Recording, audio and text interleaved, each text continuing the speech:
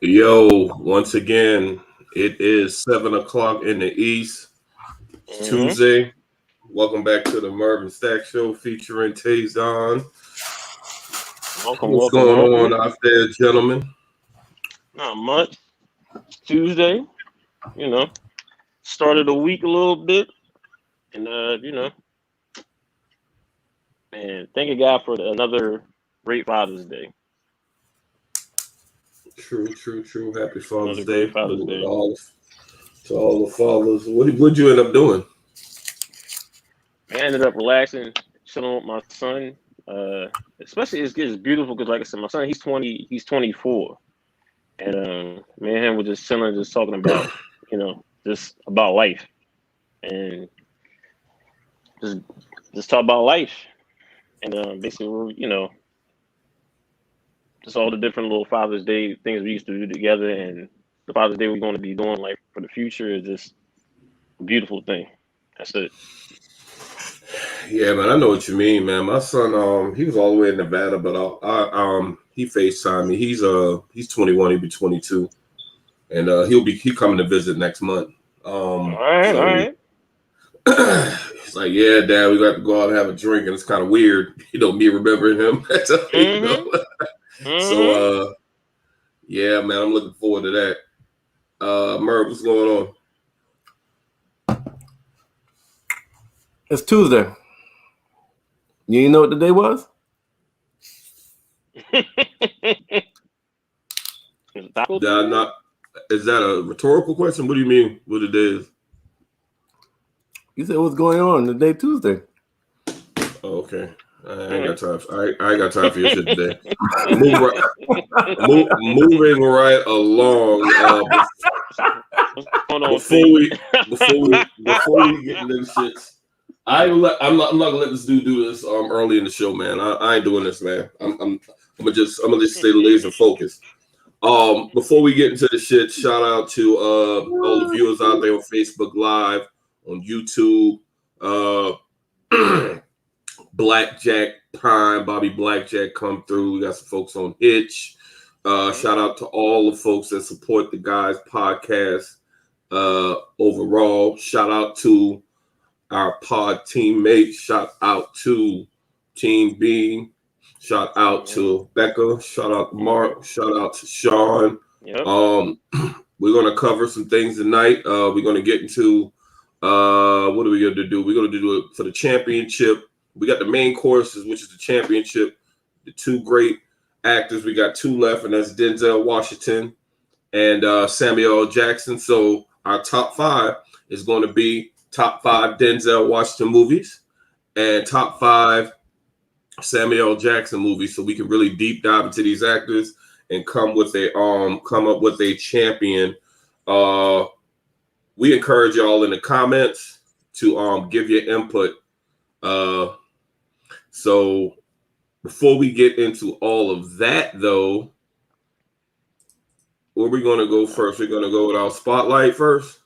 No, nigga, we do the trending first, man. The trending topics is first. All right. Oh yeah. All right. Trending I can speak on topics. them. What do we have first? The trending topics for this week We'll is go this way first, first. yeah, Cardi. Look, man. Now I knew she was gonna be like I said. The Fast Saga comes out this Thursday. Well, it comes out Friday, but it's a little sneak peek on Thursday. Well, I knew she was gonna be in this, in this particular Fast and Furious movie, but Vin Diesel basically dropped was like, look, she's gonna be in the next one as well, and she's gonna have a very significant role in this one and the next one. So, her star is up there, really, really shining right now. Like, especially the Fast saga, that Fast little franchise. She might be able to get something, a little piece of that as well, like later on down the line.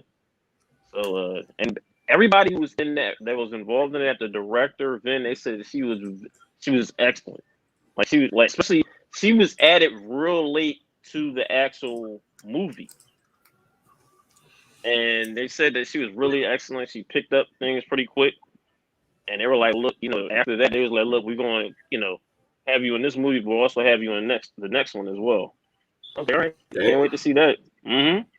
Damn, I gotta catch up, man. There were too many of them shits coming out. I think they lost me at 3 or some shit like that. That shit. Oh, they didn't go stop fast. I mean, I know it's a good movie, but I think I just stopped watching them. But yeah, I gotta check it out. I definitely gotta check it out. If they bringing her back for the next one already, that means that she indeed played a significant role.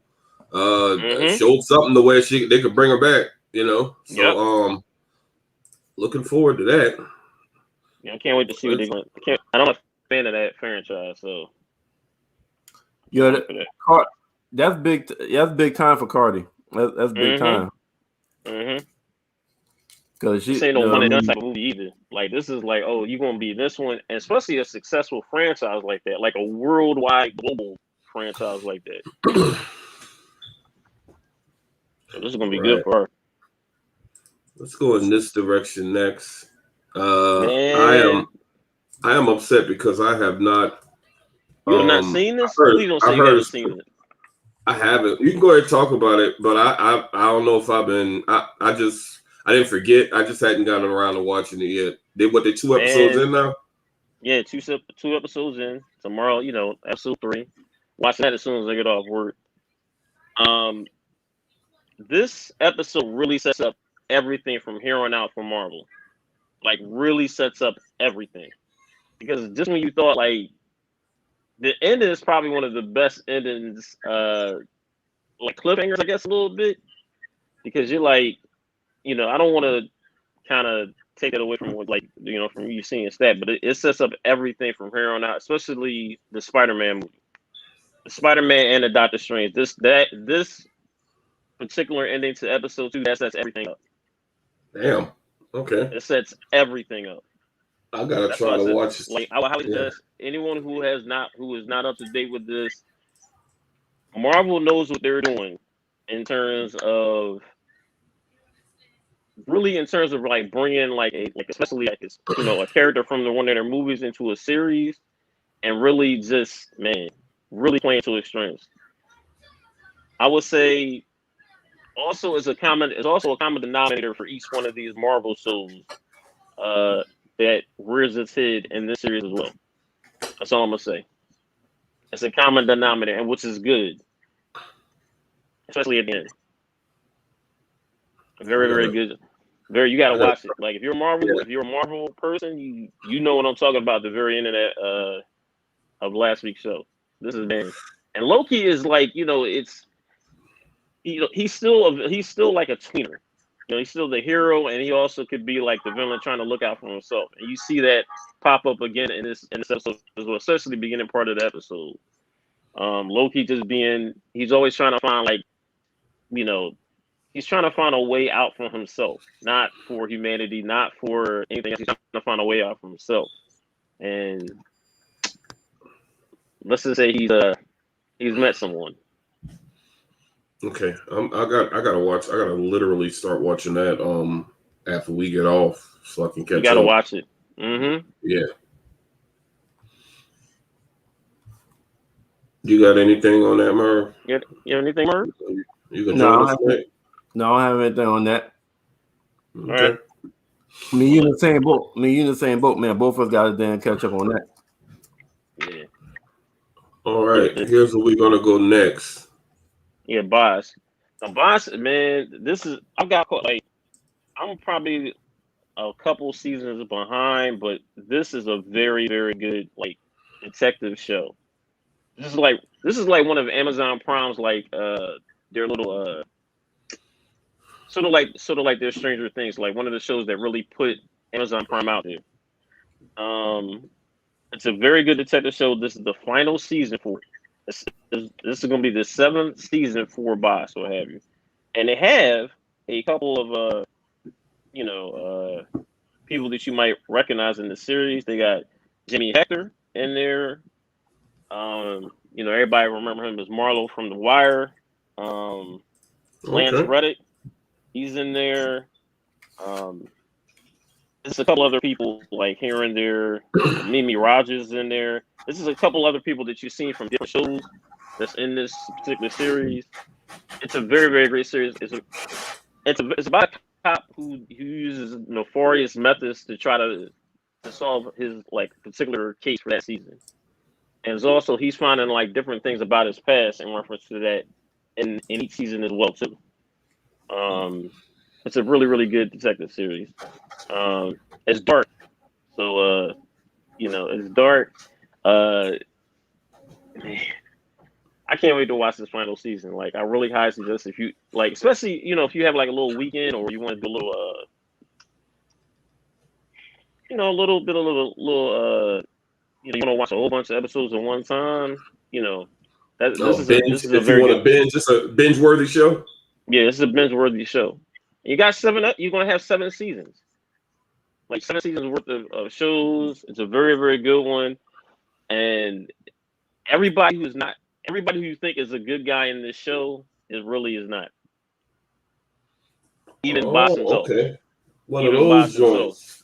Even Boss himself. Okay. That's another one I gotta check out. Merv, you haven't seen that one either, right? No, I haven't seen that one. Hey, bro. I be sleeping, and I got Amazon Prime, so I get all the good shit.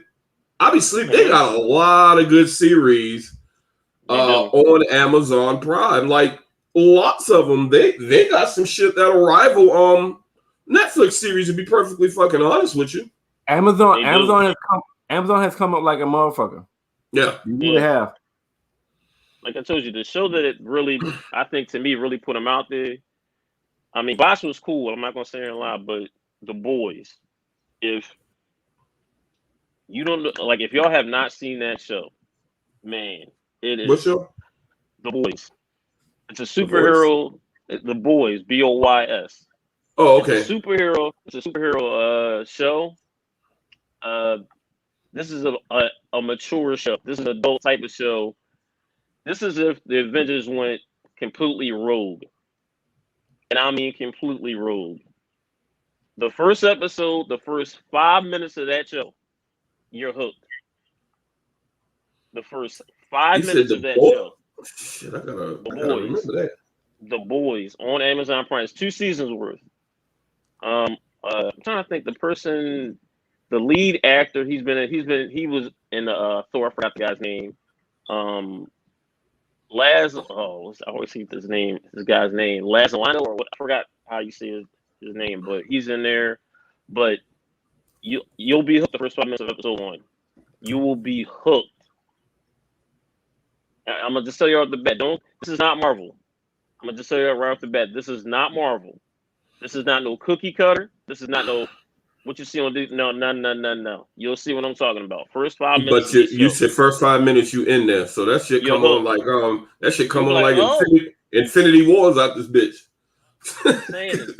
I know what it is. This is R-rated, big time. Shit.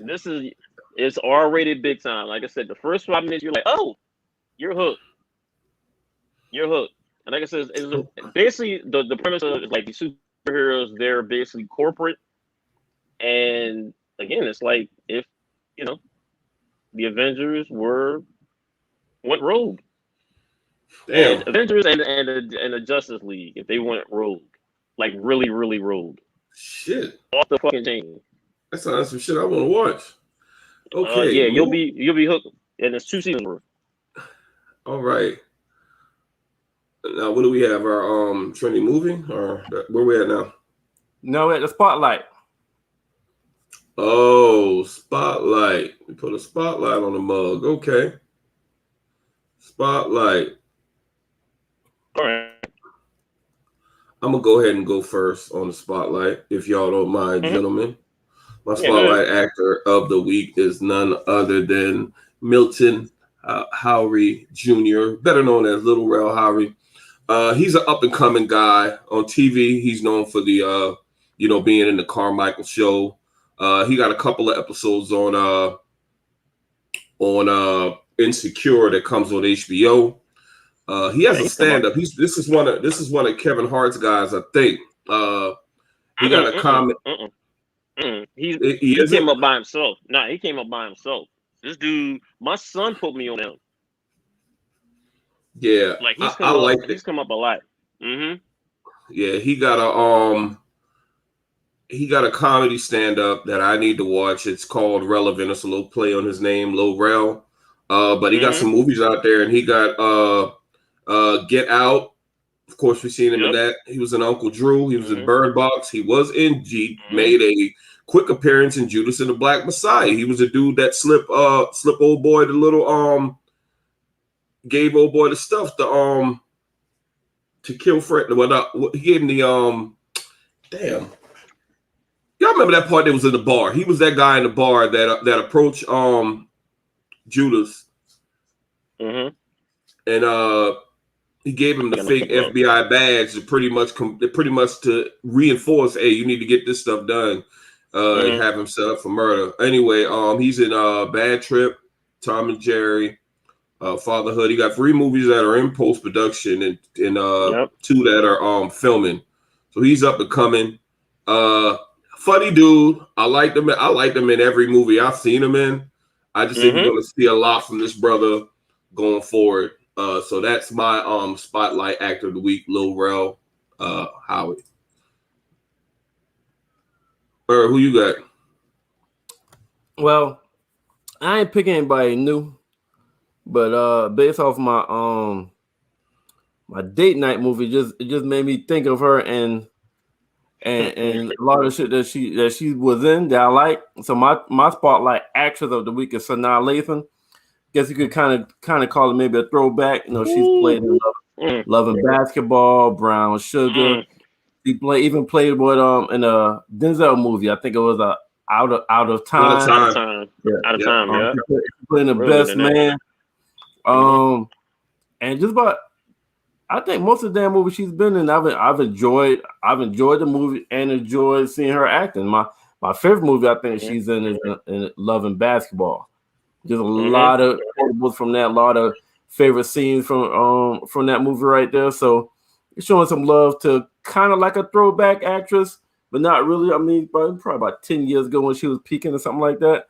So yeah, my spotlight actress of the week is Sanaa Lathan, and she looked good too. Shit, she is gorgeous. She is beautiful. She I don't know if she did it for a role, but I don't know if y'all remember she had cut off all her hair, man. She still look good, man. I promise you. Yeah, that was for a movie.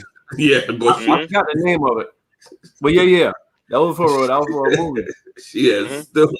She was still looking banging. I'm sorry. But let's go to your guy. Hold up. Just before you do that, right? Go ahead. Right? Who? You know who her dad is, right? No, I don't. Sanaa Lathan's dad? Stan Lathan. Stan Lathan is a guy that has been, man. I'm gonna tell you what this guy has basically. This is Sanaa Lathan's dad. Her dad has basically produced a lot of different comedy specials. He did for Dave Chappelle. He's the producer director of one of his own BET Rose. Yeah, like whenever you see that Stan Lathan production, that's her dad. I know that. I know that name. Yeah. Okay, I didn't know that. Damn. Yeah, that's her dad. And I was like, man, he basically helped produce Killing Them Softly. He's 6 and Stone, man. Oh, he was born in Philly too. Wow. Did not know that. Yeah, he basically did a lot of Cedric Entertainer, taking you higher. Wow, he was brought in to direct multiple episodes of Sanford and Son. Damn. Yeah. He went on to direct Hill Street Blues, Miami Vice, Running Still, Cabby and Lacey, Frank's Place, Rock, and others. Jesus Christ, this dude a heavyweight. Fuck that, like that shit. Hold on. Damn. Here's look, I'm reading off his little thing. He also directed Beat Street. He also directed what? Beat Street. This nigga, this is a behind the scenes nigga. So now Lathan was gonna be an actor regardless. He a silent giant. Hold up, and he helped Russell with Def Comedy Jam. And okay, so, yeah, that's he's behind the scenes though. Yeah, that's really good to know, man. So we're gonna move on to your spotlight actor. Go ahead and take it away. The homie. Look, if y'all don't know who this boy Makai Pfeiffer, man, Money making Mitch. I would say, yeah, exactly. Like, you gotta understand. I would say between him and Lorenz Tate, them boys ruled probably. Hold on, him, Lorenz Tate, and Omar F ruled the '90s. Seriously, with their movies. And early like 2000s. Look, man, Lorenz Tate. Let's go down. Let's go down to this guy's like thing here. Look. And also, look, he basically had a little starring role in the boys' mom with Monica and Brandy. Like, this dude, look, man, you got to like also get roses. Makai Pfeiffer, I don't think we give like the roses a little bit. You know, the roses that we have to give to, like especially black actors.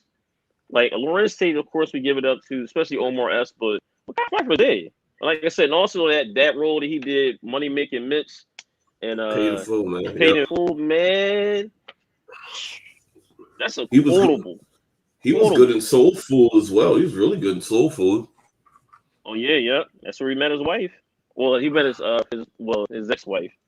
He was in Tuskegee Airmen. Yep, sure High. He was. I totally forgot. He was also like in Vogue's Don't Let Go. Wow, that's crazy. And Keep Sweat Nobody. Yeah. He was in he's in basing a lot of different like roles, things, and his career is still going at this time. What have you? So give it up, Makai Pfeiffer, New York's own, Harlem's own, you know, and also did 8 Mile, basically did playing proof.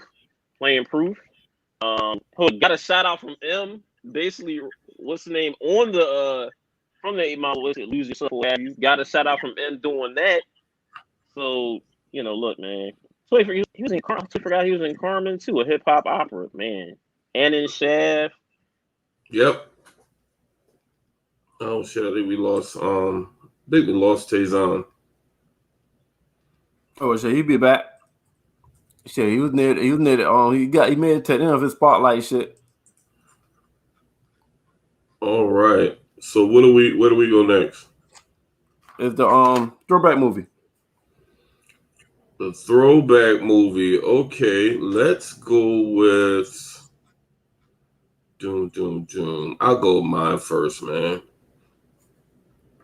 I think you're gonna appreciate this. This is my throwback movie. This movie came out in 1986. I just remember me and my brothers just watching this movie back to back to back. Wildcats, starring Goldie Hawn, Woody Harrelson, and the man himself, Wesley Snipes, as I think he played Tremaine. He was running back in the movie. I'm going to tell you, man, this is one of my faves as far as a throwback, man. That's a good movie. Yeah, this is also one of them ones. This is one of them. We always say if it comes on, if you see it on, you're just gonna immediately be watching it, man. I'm not gonna go over the whole plot and all that stuff, but it's a woman. She's coaching high school. They bring her in. She turns around this high school football program. She beat the odds, and she got her respect by challenging her players to like a run around the track. Like if she beat them, she they'll respect her and let her coach. She finessed the hell out of them. I think she said something, but she ran the Boston Marathon twice, something like that. But it was a real good movie. Her boyfriend in the movie ended up being like the cross-side rivals, and she ended up beating them in the championship game, all that stuff. Real good movie. If you want to go back and check a good old school movie out, check out Wildcats. And you got some cats in there. I forgot the actor's name, but he's in a lot of movies. Maybe y'all know his name. The guy that played Bird, the quarterback. He is in a bunch of movies. He's in ATL. He was Bubba. I think he was the same guy that played Bubba Gup, I believe, if I'm not mistaken. But he was young back then, man. It's really kind of. But he was really, really young back then. It was 86. But he has played in a bunch of damn movies. I'm trying to think of all the movies. I forgot his damn name. I didn't have his name on it, but that guy was in a lot of movies. And when I was looking it up there, I'm like, damn, that's him? Yeah. I think I know the guy I'm talking about. But yeah, real good movie, Wildcats. Let's go to Merv. What you guys are throw? Hold on, I already know. You guys a throwback movie. Is this yours? Back. So my throwback movie is a 40-year-old version. That is hilarious. Listen, this came out in 2005. Listen, man. Y'all talk about y'all like silly ass, dumb, funny ass movies. I don't normally like silly, dumb ass movies. That's but me. This motherfucking movie right here, the 40-year version, and yes, it's exactly what it sounds like. This nigga is 40 years old, and the fucking version, his friends find out during a card game that he's a damn virgin, so they put in plan the damn find this nigga some pussy. It was like, yo, at 40 years old, all his friends, I think about 3 or 4 of them that was at the card game that night, and was like, yo, they made it their mission to get this nigga some ass. and they were the worst. They were the worst friends ever, bro. That movie was fun. Matter of fact, I just watched that shit the other day. I literally watched this shit the other day. This is a classically funny movie with Steve Carell. Of course, you've seen him, and then you got Seth Rogen in that joint too. Yep. And the dude Ant-Man, the dude from Kansas City. Oh damn! Why is his name drawing a blank right now? But he played Ant-Man. He's in that movie as well, and the black dude. Really good movie. I never ever get tired of watching that one for some reason. That shit funny. That shit just funny as fuck, man. Yeah, those silly funny as fuck. That dude had the worst friends like ever. In their search, in their search to get him some, man, they just did some out of pocket shit, man. But as far as did you give a throwback movie, Taison? I don't think I did. This is the first time. Okay, well, just go to the date night movie. Ain't nothing. Date night movie. Date night. All right, I'm gonna go to mine first. What is my date night movie? Yes, my date night movie is Love Don't Cost a Thing with Nick Cannon. That shout out to Nick Cannon, just had his 7 kids. But Nick Cannon is putting some kids out to the world, ain't he? Well, Nick hey yo. Let's just start there, boy. Nick Cannon. Hey, I read some shit. And, like 3 of Nick Cannon's kids was born like within like 6 months of each other, some shit like that, man. I'm like, and Nick, man, got to give it up. I'm like, you got 4 kids in the last year? Yeah, something like that. You got Kenan Thompson's in that movie as well. You got Christine Milian. I haven't seen. What has she been doing? I haven't seen much of her. I've been missing her. Steve Harvey in that movie too, by the way. But the premise, you got this geeky kid, and all his friends is like nerds, and he pays like the finest, most popular girl in the school to date him so he can gain some popularity.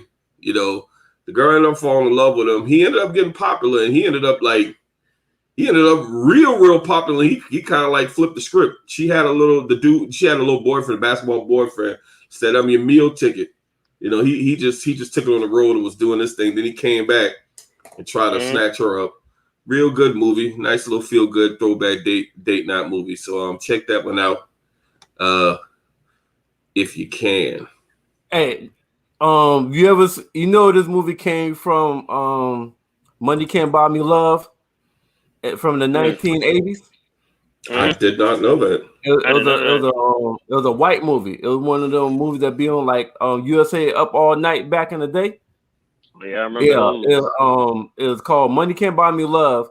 So Nick Cannon is a pool cleaner in his movie. The movie he got it from is this white dorky kid that was going around cutting everybody grass, and the hot cheerleader of the school ended up getting in an accident. Same plot, and he told her, "Yeah, I'll fix your car, but you gotta pretend to be my date. You got to pretend to be my girlfriend for like weeks. So basically, the same plot. Oh yeah, they did a little bit of changes and whatnot, as far as like what they do. What was his occupation? What was the other guy's occupation? And why she needed the money was a little different from why Nick Cannon girl needed the money, but it was still to fix something to hide from her parents. Yeah. True. Okay. Well, let's move on. Merv, this your date night movie, correct? Yeah, it's my date night movie. Brown Sugar. This is where I got my spotlight actions of the week from. We'll look at this right here.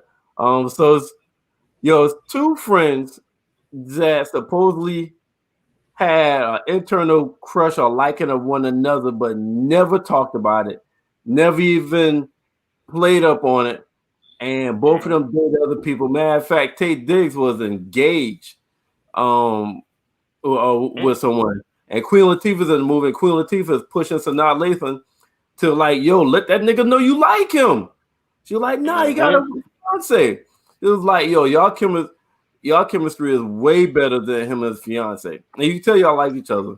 And something ended up happening between him and the fiance, and near the end of the movie, they end up getting together. But the movie is based off love and like hip hop. Like both of them became connected because their love for hip hop. But when they kept talking about when they fell in love with hip hop.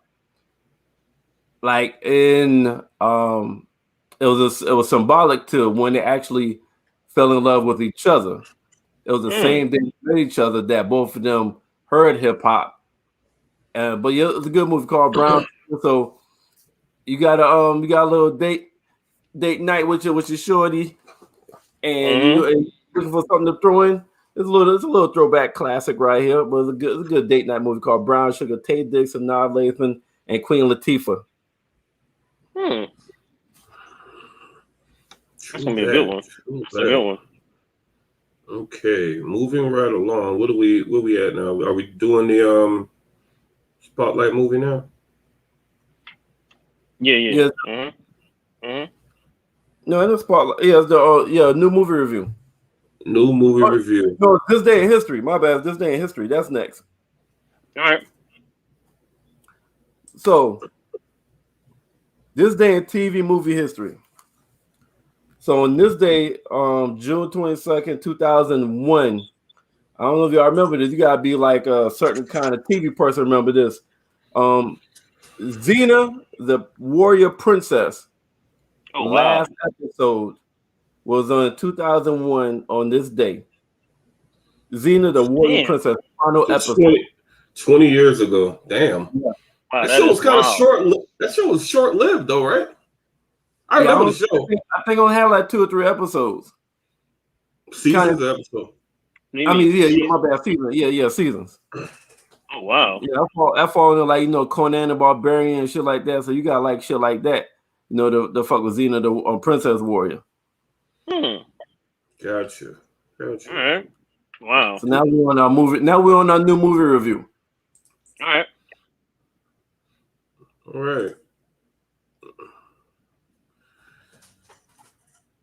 Yo, I don't know when they did production of this movie. But this movie, this is a really feel-good movie. You never get to see a movie like that from a perspective of a single father. I mean, rather he's a widowed, but he was it was sad. It was at the beginning, bro. I mean, but you know what I like at how they went back and forth. They just didn't hit us with his wife dying. I think they did that purposely. You know what I'm saying? They kept doing like the flashback or whatever. But I think they didn't want to just make it seem like everything was going fine and boom, she died. This was I could tell that this movie was inspired by a true story. Because it was a lot of real life situations that they had in this movie that actually goes on in real. That actually goes on in real life. This movie was so realistic. So I could tell that. I don't know if y'all knew that or not, but this is inspired by a true story. For some reason, man, it's you know, the society asks all the time for black fathers to step up and do and be willing to do more for your kids, your sons, your daughters, and whatnot. And so and sometimes when a black father is willing to step up, you know, you have society or you have people challenging him. Or like, I don't know if you could do that, and it's like, and you know, he had his mother-in-law, like you can't do it by yourself. Even one of his friends was like, you can't do it by yourself. Yeah, and you kind of hit me. I related to a lot of shit because, like, for example, my daughter was 7 months old, and her mom was going out of town for a week for work, and everybody kept asking her, "So what you gonna do? What you gonna do with your daughter? You gonna take her to grandma's house?" I'm like, the fuck you mean what I'm doing with my daughter? I'm keeping my daughter. Yeah, but her mom going out of town for a week. I'm like, yeah, and her father is right here. And like I had like it was several females that was like, so what y'all gonna do? What y'all gonna do with Logan? What you gonna do with your daughter? And I thought that shit was just baffling to me that everybody expected me just to give my daughter to her grandma for a week because her mom's going out of town. Like that's some real life shit. That's why I said you can really tell that this movie was based off a true story because it's like black father that's willing to do shit like that. They surprisingly get rebuttals, but when they don't step up, then they get talked about. I went through that same thing when well, I didn't go through that, Merv, but I mean, it to me, when my son was born, it was kind of scary being when I was with my ex-wife at that time. It was kind of scary being with him by my baby, but it was okay. I just don't think it's right that single fathers or fathers are discounted, like especially when the child is like very, very young. They act like, I mean, besides the fact that, you know, I can't breastfeed the damn baby, I can do everything the damn she do. I mean, what the hell? Like, but it was very glaring that she like that was the focus. Like once his wife died, like, yeah, you need to, they're telling this grown ass man, you need to move back to Minnesota. Yep. Because you're not gonna be able to do, like, literally everybody was counting him out, his friends. Like, it was wild. No belief.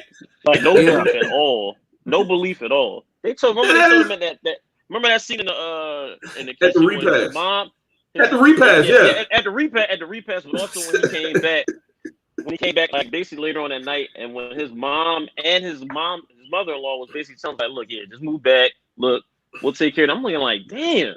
And when he came back, he was like, no, you know what? No, I'm taking care of him.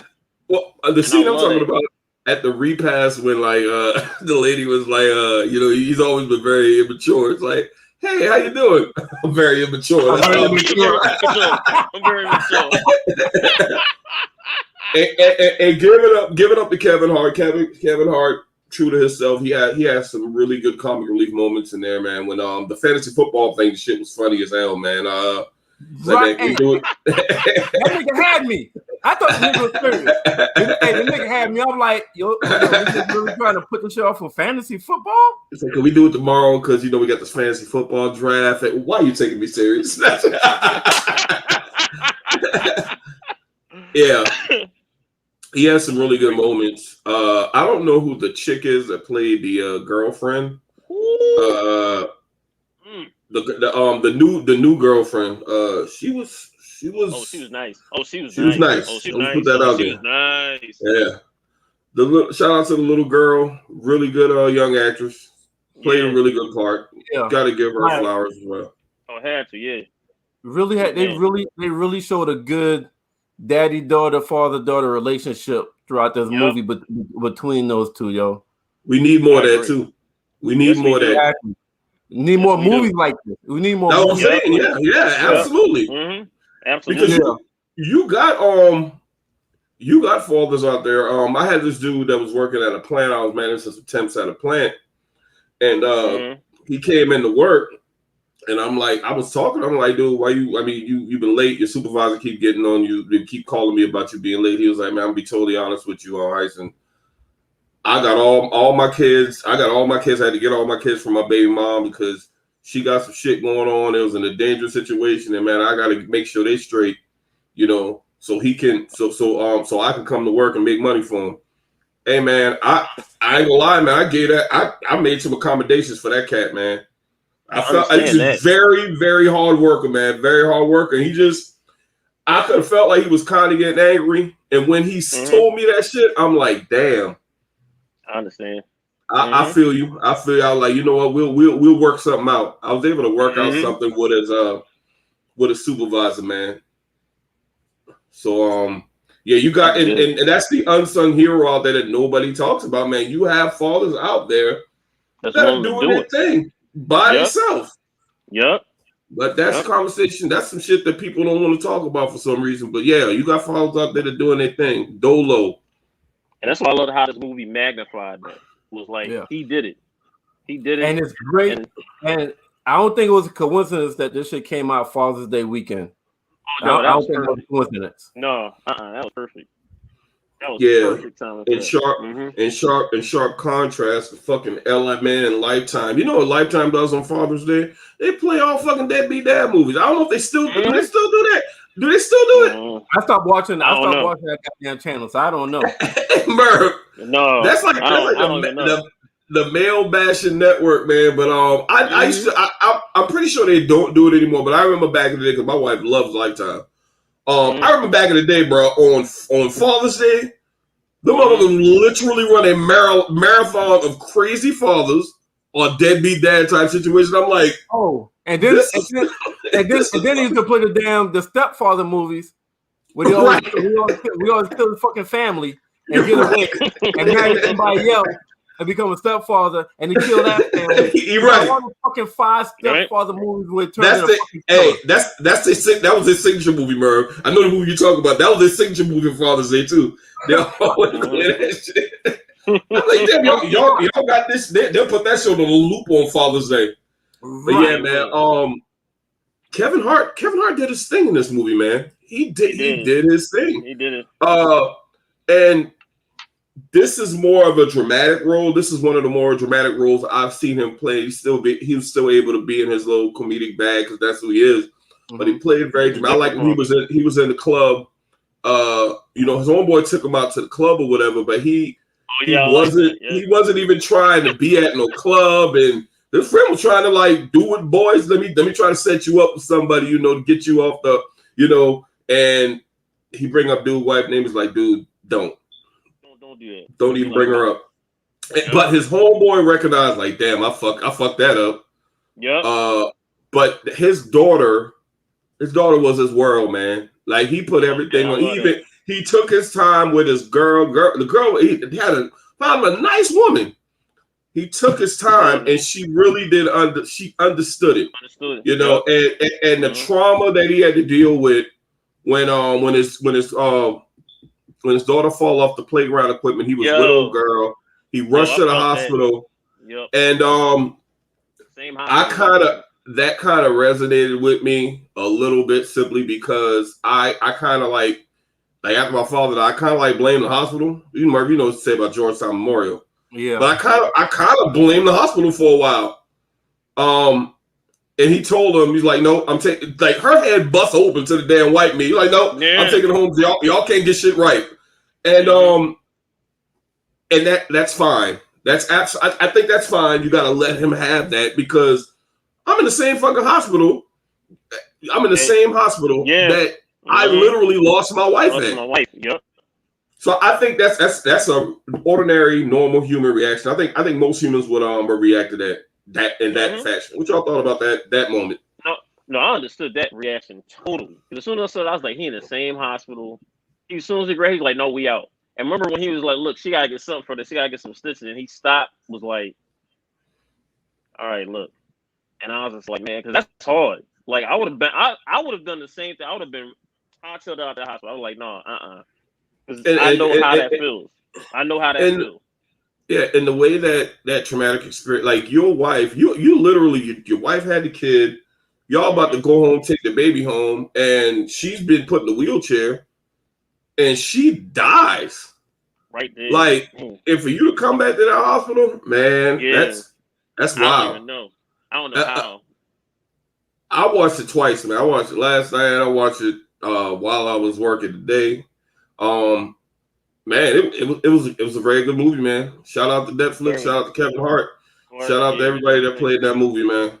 Yeah, really did this thing, man. Like this is like I said, was completely different from what Kevin Hart does. He did one other movie, that was sort of like that. He played with the guy that played in Breaking Bad, and that was based on a true story. He was like the caregiver for the guy. I forgot what the name of that movie was, and it was sort of like a dramatic role. But this one right here, him being a star, especially of a movie like this, starring on Father's Day, excellent movie. Really good.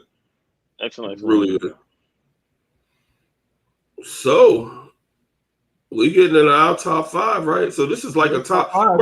Is this a top 5 mixed with the main topic, or is this all encompassing? I would say that because it's separate.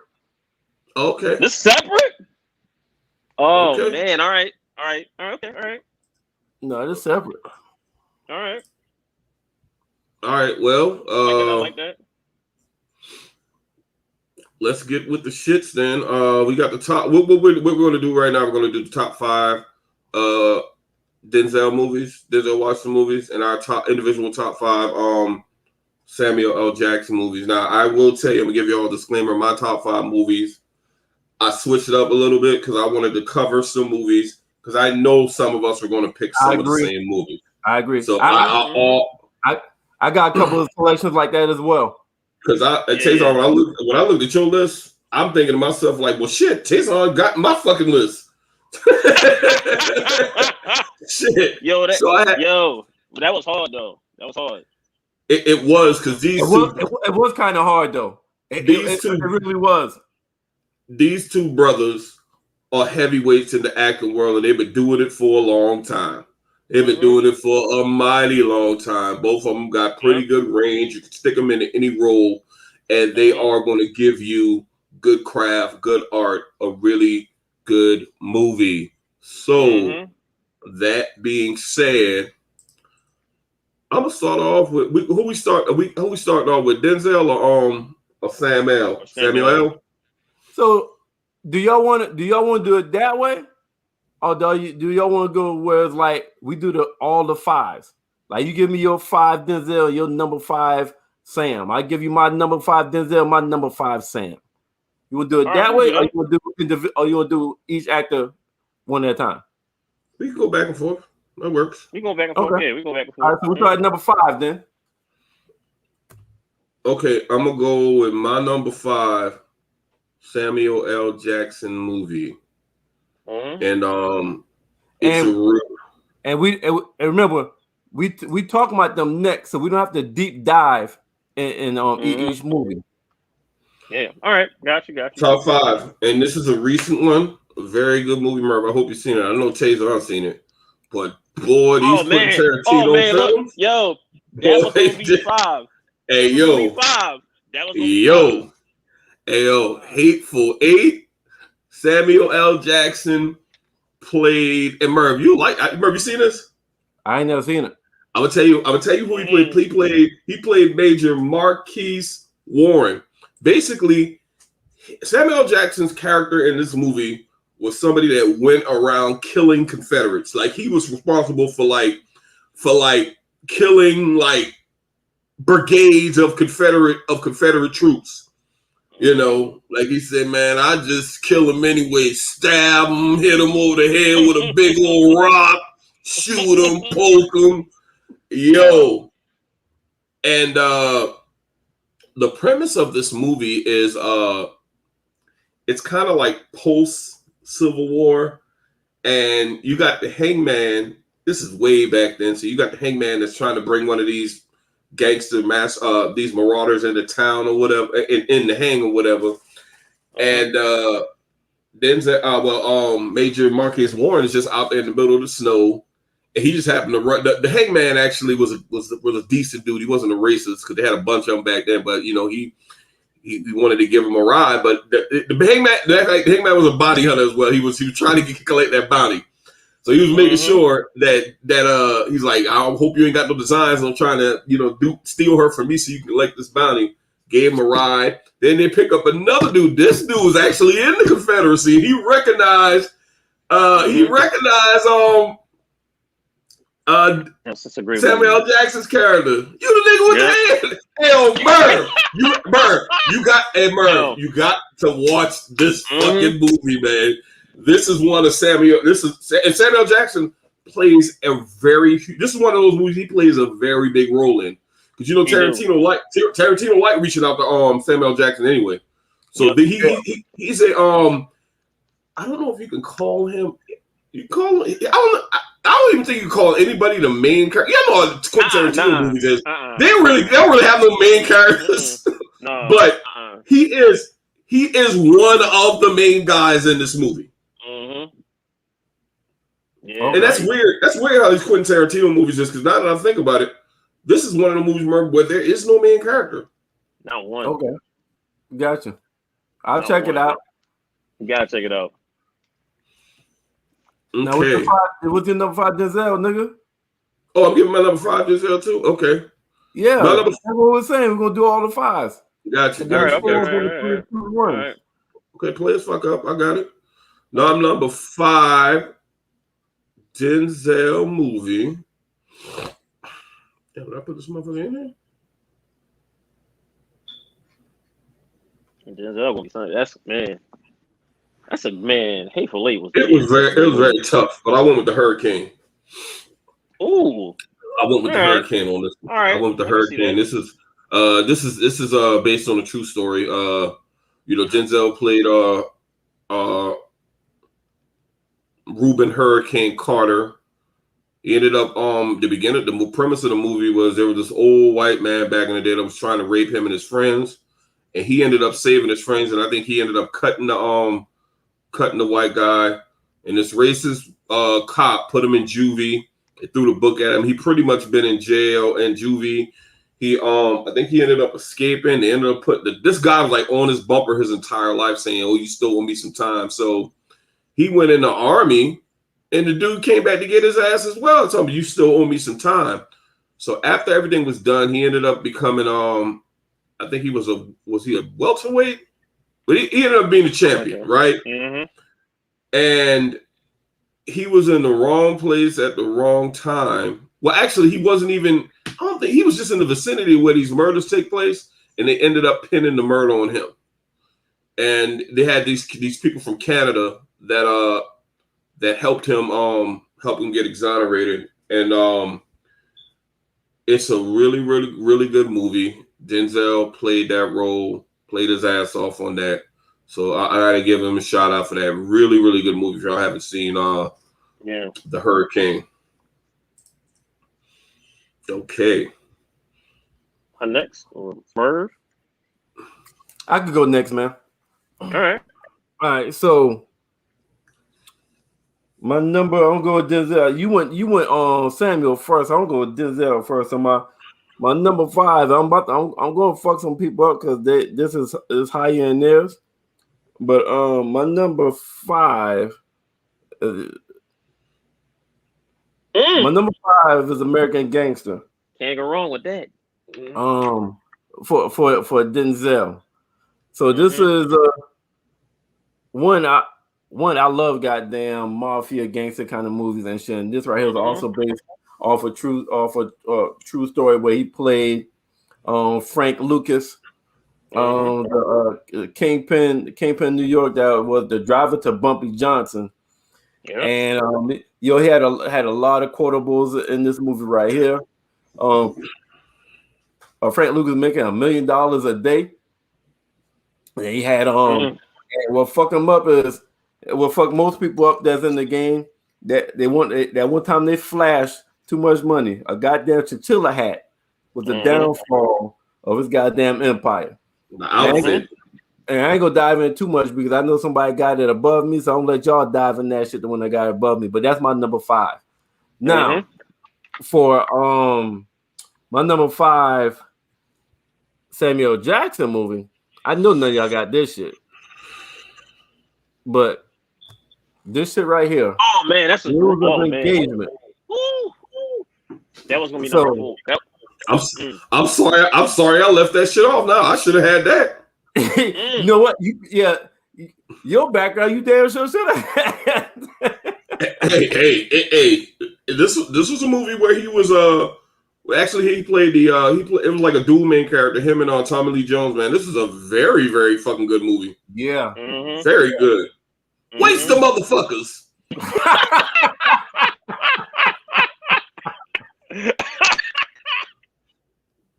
Yo, but man, look, man. Yeah, man, so this was Samuel Jackson. He was a glorified, respected. I mean, he had all the medals of honor. He was someone that loved military life. He was about to get I believe he was about to get out, and they asked him to go on another. Like, he was sad that he was about to get out. Like, shit. And they asked him, look, we got one more thing for you to do. And he was excited for it. And he ended up going and doing his job too well. And they tried to put a war crime on him that he didn't deserve. And he was tasked with defending an embassy with fellow Marines and stuff like that. And his people were getting shot at by civilians. So what happened was and this is how it works in the military. You don't engage civilians unless they are a threat. So he identified that they did have weapons, and they just slaughtered the crowd. I wouldn't say slaughter because they were once you have a weapon in combat, you go from being civilian to enemy combatant. Then you can and that's what happened. But after the fact, they came up with it was a whole scandal because somehow those weapons got removed. All you saw was the dead bodies and shit like that, and that's what brought him to trial. He was about to lose everything, but Tommy Lee Jones, against the advisement of everybody, as a military lawyer, came in to defend him because he had saved Tommy Lee Jones' life previously when they was young in the military. Both of them were military officers.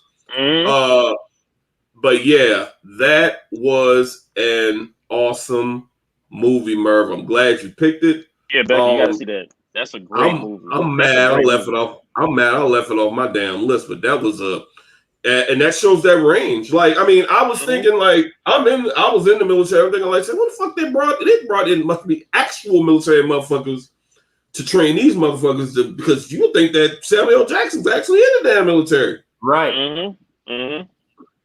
He got the range. So yeah, Taison, what's your number 5? All right, well, I'm gonna go to Samuel L. Number 5, East Bayou. Man, that's a man. You came with the drum. You came with a drum. But look, I'm trying to see. I'm trying to give you his little range here. Like, his range. Like, we automatically think what Samuel Jackson really think about is like an action type of guy. Like, really think about it. Like, he's been in like really action, crime, like, basically movies. East Bayou is like a really serious drama. Excellent cast. With Journey Smollett, Megan Good, Lynn Whitfield, Debbie Morgan, Ryan Carroll's in that movie. Man, they had a bunch of people in this movie. Such a great movie. That movie really doesn't get a lot of credit. That's a very good movie. Yeah, I've forgotten about this shit.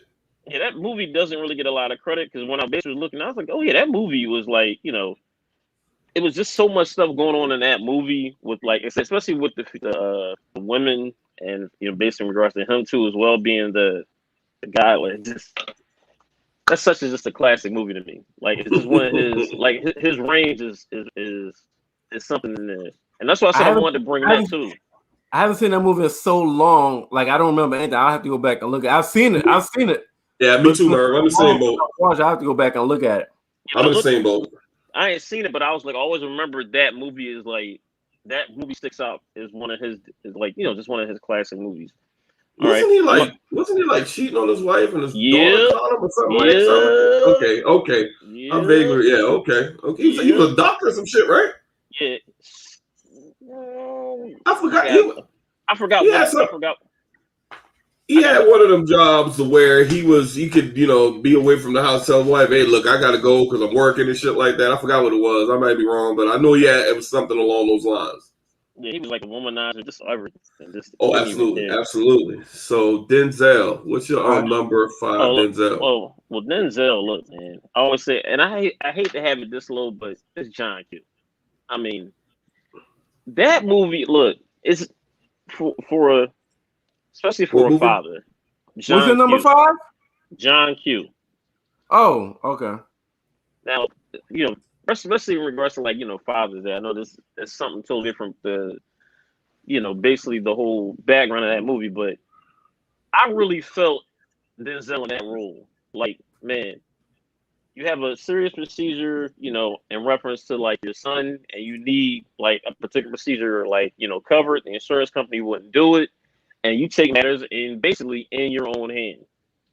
And that was such a powerful, powerful movie. And the crazy part about it is the type of procedure he was trying to get for his son. I was working for the insurance company at that time.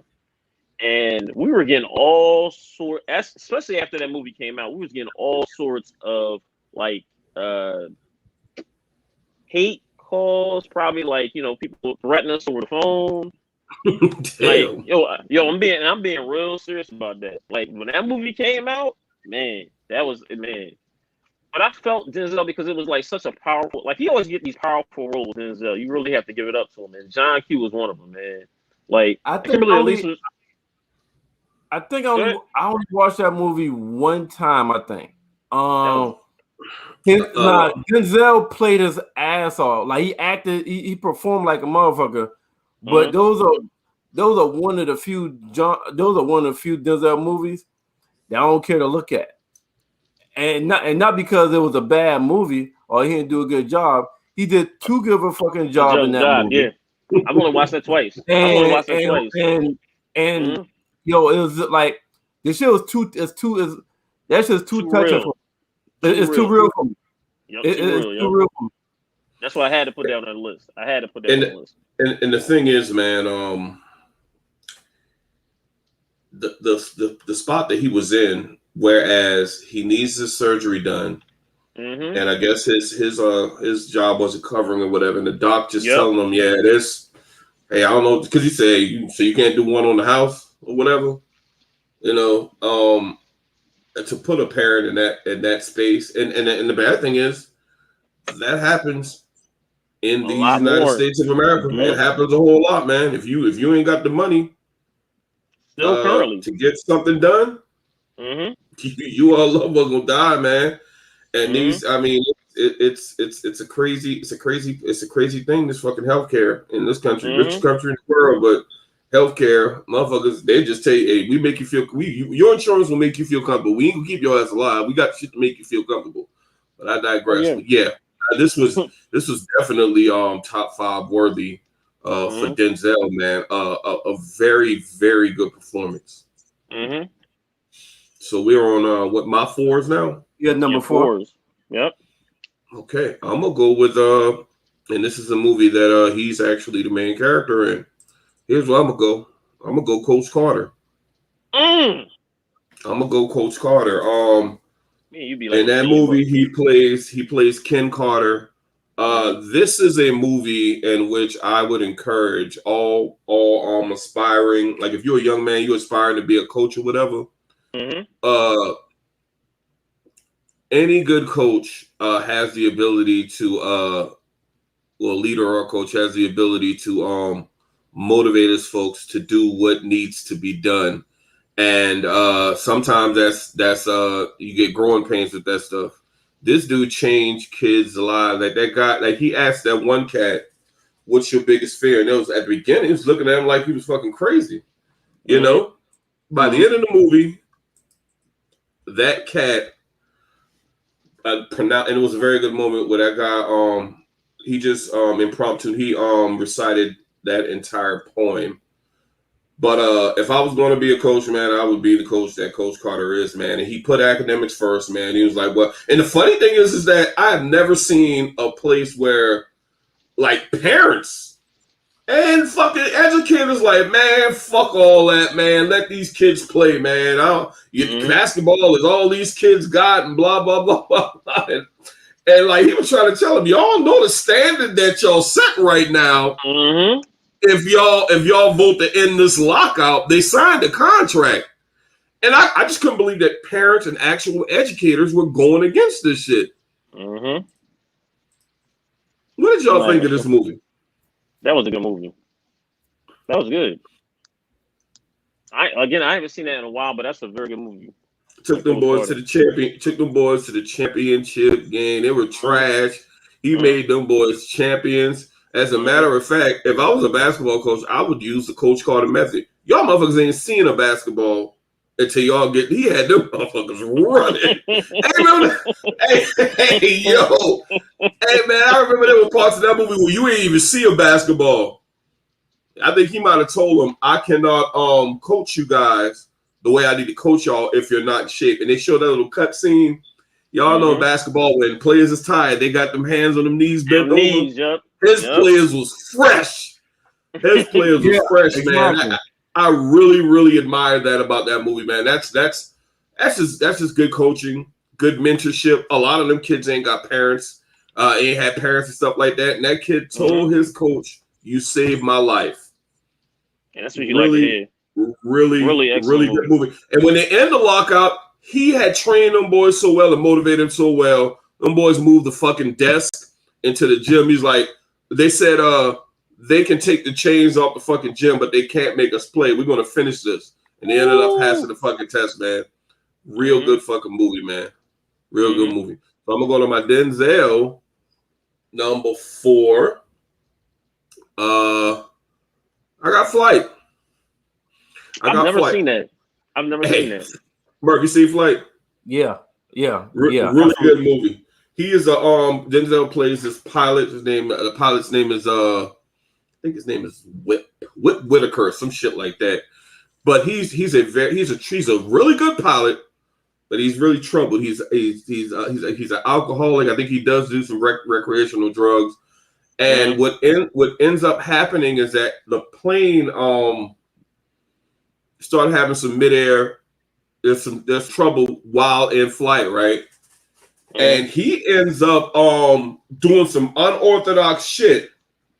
Whereas he ended up landing the plane, I think a couple of people still died. But the biggest thing was everybody on that plane, based on the trouble they was having, everybody on that fucking plane was supposed to die. So they did this big investigation. He had some people that was trying to cover it up for him, you know. But it come to find out that he was underneath. But in that you forgot that nigga didn't that nigga fly turn the plane upside down? Yeah, he did. Yeah, you didn't say that. You got that's important. That this nigga the nigga so I ain't trying to steal thunder, but no, go ahead. Okay, so let me tell you, yes, he was an alcoholic, and he was he did coke. Coke or something. Yeah, he was a cocaine too. He did cocaine. Damn. He did cocaine as needed. And when I said as needed, if you ever see a motherfucker drink like almost half a bottle, and then in the middle of the night, this motherfucker is functioning properly, and you wonder what the fuck, how the fuck he did that? No, that motherfucker is not able to handle his liquor like that. Well, if you're alcohol, if you become drunk to where you could barely function, all you gotta do is and this is not to encourage y'all, this is just education. If you do like about 2 lines of coke, that shit will sober you up like that immediately. Oh, really, Merv? Yeah. Wow. No, for real. And that because remember he was about to get in trouble because they was gonna take him to he was on his way to the board, and for him to stay out of trouble, the rule was he could not be drunk again, or they're gonna lock him up and take his license. So the people that was vouching for him came to this hotel room and he was fucked up. Don Cheadle was in that shit too. He was one of the Don Cheadle was in there. Yeah. So what they did is like, fuck, give him some coke, and they gave him some coke so he could get through the hearing. Level his ass up. And gave him coke so he could get through his hearing. And I tell you another thing, I seen that shit in person. I seen somebody drink like a half a bottle of fucking Hennessy, and then took some shit to his nose, and it's like in a matter of 5 minutes, it was like that nigga ain't drink shit but damn water. Like I seen that shit in person. So when I saw that shit, so when I saw the fucking movie, I'm like, yo, that's real shit right there. That's not for the movie. That's actually real shit. But they fucked him up because he didn't give a fuck by himself. But when they try to blame his girl, he said, no, you're not about to blame my girl. I did it. Yeah, I did it. I was drunk. He was drinking while in flight. Hey, Taison, another thing, you gotta watch this movie, man. When this in-flight emergency that they had, like literally, there was an expectation all of them was gonna die. You would have never known it. That motherfucker was cool, calm, and collected the whole time. Like this shit was the norm. Merv, you don't think it was strange that this motherfucker wasn't panicking at all? Yeah. And if I remember correctly, that's based off a true story. Damn. If I remember correctly, let me look. I believe it feel like it's based off. Let me look.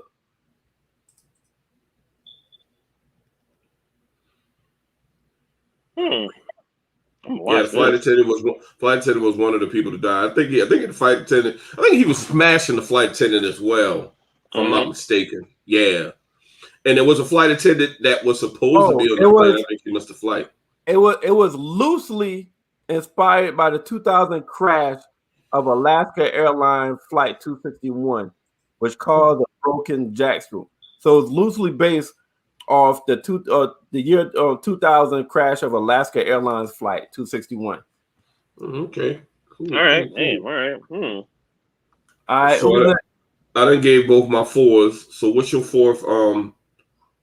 Is it going to Merv? I'll go. No, I'll go. Yes, me. So my 4, I'm going to choose. That was my top 5. So I'm gonna choose that as my number 4. We didn't talk about Coach Carter. All right. And my Samuel Jackson. That was Samuel Jackson. I mean my Denzel Washington number 4 is Deja Vu. Oh, that's a good one. And that's a good one. I seen it, but I forgot everything that happened in that movie, man. For real. That's a good one. So it's just like the title, man. It's like everything happens again. Like he's they basically got technology where they can go back and kind of erase time, where you can go back and fix shit. So they have technology where they were trying to find out who blew up the boat. So they asked Denzel, since he was the investigator, to come. Let's look at the clues. And he was able to use his technology where he was actually able to go back in time to try to save the girl, to stop her from getting killed, stop the boat from blowing up. So he went back in time like 3 times in this fucking movie. So the movie itself is a good, well-written movie. Like Denzel is Denzel, but the movie, the plot was fucking phenomenal. The writing was good. It's one of the movies that you gotta fucking pay attention to really appreciate it. Gotcha. Damn, I need to watch that again. Yeah, that's my number 4. All right. Taison, you. Let's kind of speed up a little bit. I'm gonna speed this up. All right. Well, I'm gonna go for Samuel Jackson. My number 4 is Shaft. Man, look, he redid a classic, movie franchise. Had a man, John Shaft. Yeah, John Shaft. Yo, and it was so many like good, like basically it was good acting by him, and that was literally the perfect role for Samuel Jackson if you really think about it. What's my name? What's my name? John Shaft. I was like, yo. And the dude that played, What was the dude named Merv? What the fuck was the dude named the Puerto Rican? Hey, he said Tiger Woo. Tiger Woo. Tiger Woo. I like you. People. I like it. I That can't remember dude his is. name. I know you're talking about. Y'all know that dude is black. He was playing a Dominican cat or whatever. Like he was like I'm like, guess what? wow. Guess what? That's the same nigga that plays Muddy Waters on Cadillac Records. Right. Right. Yeah. But also remember another person that was in that movie too was Christian Bale. And this is before he did, the Dark Knight trilogy. He had Vanessa Williams. Yeah, Buster was in it. Man, this was good. Yeah. This was a good movie. And also, like I said, it's a little bit of I'm born from last night a little bit in terms of the songwriters. Remember, R. Kelly had the lead song to this movie, Bad Man. That's right. Born in the streets. Yep. Raised in the streets. All right, I'm gonna hurry this up. All right, I'm gonna hurry up. Denzel is Remember the Titans, and I have to go with that because he should have won it, man. He should have won an Oscar for that, man. He really should have. This is probably in my top 20. One of my favorite movies of all time, bro. This was he should have won. I mean, really it's based on a true story. Like Denzel acted his ass off, like, and also like a leader among, like, just like I'm gonna go for what you said, Stacks, in terms of like a leader amongst, against boys. He's trying to turn them into men. He's up there galvanizing. He's trying to, right. And it's just such a great movie, And like I said, Denzel, I think he actually helped produce this movie too, and everything too, to try to get this movie adapted to the big screen as well too. So. Hats off to Denzel. This is such a great movie. Like and this was hard for me not putting in the top 3, but I'm cool with my top 3. But this is such a great movie. I think he deserved an Oscar for it. I really do. All right, Stacks, go ahead.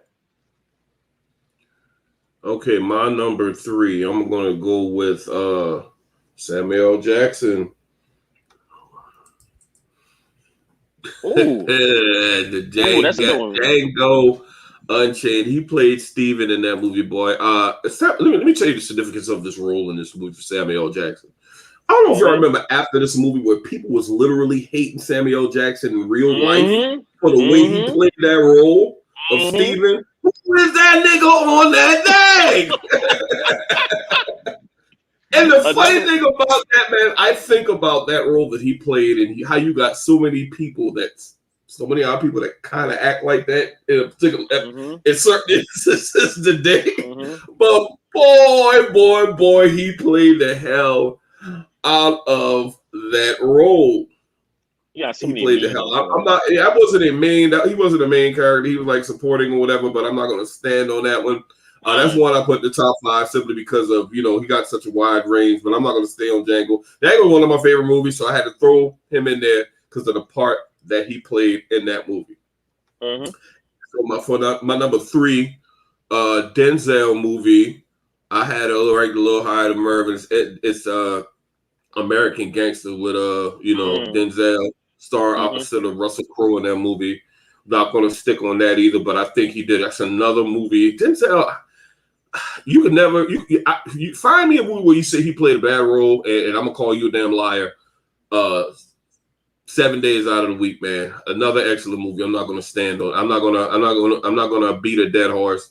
Excellent movie. Y'all know the role he played as Frank Lucas, and how he told his brother, man, if you want my brother, I'll blow your motherfucking head off. Shit like that, man. I mean. So man told his brother that.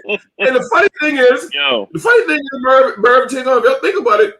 Him being Denzel's brother is the only thing that saved his life because they just watch him. Oh, you got the job, and they just watch him damn kill Idris Elba character. Oh, you got the job, 20%. What you gonna do? Shoot me right on the street? Hey, that dude, he didn't even look at him. Pow! Got him. Got him. I was like, I might watch that shit tonight. Hey, after that motherfucker went back to the restaurant. I was like, okay, now what was I saying? Yo, like, oh my God, you just blew a motherfucking head off. Like, what the fuck? Okay. Hey, I got a confession. The main reason that shit is my number 5 is I don't like how the shit ends. That's why the movie root for the bad guy. I was. You know why? Because you know why, nigga. Even doing crime, you still go out. Even like you, them motherfuckers didn't even. They stopped giving a fuck about the Italian. They stopped giving a fuck about a whole mafia family. To put this rich kingpin ass nigga behind bars. They let the Italians do what the fuck they want to do. They let the others do what they want to do. They just focus on this nigga because he was making too much money. Well, Merv, Richie told him, like, they want to throw the book at you, bro, because they hate what you represent. It's like, okay, but what do I represent? Progress. Exactly. Hey, that shit fucked me. Even when him being a criminal, that shit fucking me, dog. Because people got to remember. I mean, a lot of people don't really look at even in the gangster world. Black people was discriminated against because the Italians was allowed. I mean, these mafia families was allowed to be, racketeering and crime families, like with autonomy for fucking years. And at the end of that movie, you had the FBI guy that was talking to Richie. He's like, so which family is he? Which family is he from? He's not from a family. He's a black guy. And he's like, are you kidding me? Your career is about to end right now. He's like, there's no way a nigger can do like, hey, excellent movie. And he say represent, but as far as you say, you don't like the way it ends. As far as snitching, right? No, that part. The fact that they eyed him just because he was a nigga. Yeah, that part. I ain't like that. That whole shit. Yeah. Me, man. Say, I'll take them too. You want your own kind.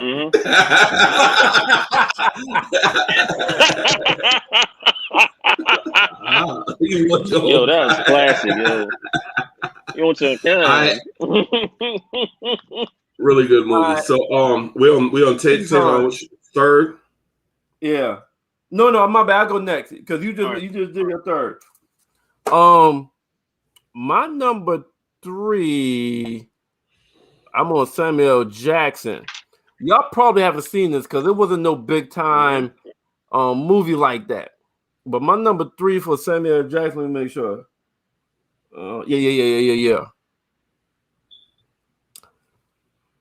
Oh, that was good. That was good. Oh, you seen that? I've seen it, but I don't remember it. I didn't expect none of y'all to have seen this movie, right? Because it's a very low key role and movie whatnot. So it's Samuel and Ben Affleck. Both of them are on their way to court for different reasons. Affleck is a lawyer. Sam is on the way to a custody court for his kids. They get in they changing. It's called change lane because they get in an accident. Both of them trying to change the lanes and they get in an accident. And Sam's like, "Hey, let's do the right thing. Let me give you insurance. Let's change insurance cards."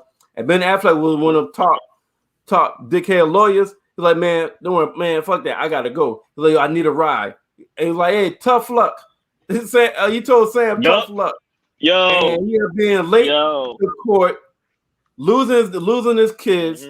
Ben Affleck was a dickhead, and the whole movie is them trying to ruin each other's life. Like they figure out a way to get rid of people. They destroyed each other. Credits. I vaguely remember it now, man. This is a fucked up movie. It was good. Yeah, it is. You said Slim trying to fuck each other over for the rest of the movie, right? I gotta watch this because I remember this. I remember how fucked up this movie was. It's coming back to me now. Hey, and finally, like near the end, near the end, it wasn't there. When it got close to the end, they finally talked. And Ben Affleck was tired. He was tired getting fucked up. He said, "Yo, what can I give you? What do you want?" He was like saying like my time. Can you give me my time back? Because he needed his time back because he was late to court and he lost his kids. Oh shit! And Ben Affleck wanted to give him a ride. He said, "Tough." Yeah, so that's my I gotta watch that shit. I remember that vaguely now. Yeah. And like all happened in one day. Didn't that all happen in like one day? Right? It all happened like in span of 24 to 40 hours or some shit like that. Yeah, that was so wild shit right there. I remember that. That's a Because good his pick, wife was like, "You got one more time. I'll give you one more chance," and that was his last chance. Yep, it's all coming back to me now, man. That was a real good movie. Yep. Hey, what goddamn y'all? Somebody just posted this shit. What the hell is shit at? Oh, no. Oh, there we go. Well, I ain't gonna go. So this is my number 3. We already talked about that. We ain't gonna go in there. But I'm just do some quotables. And nigga, everybody talking about you killing me Smalls off the that kid movie. Boy, that nigga say you killing me, Petey. The damn running back kept fumbling the damn ball. You killing me, Petey. And then another part. He's like, Coach, we tired. We need some water. Water makes you weak. Water is for fun. You must be outside your mind. We're gonna do up and down to blue. There's no longer tired and thirsty.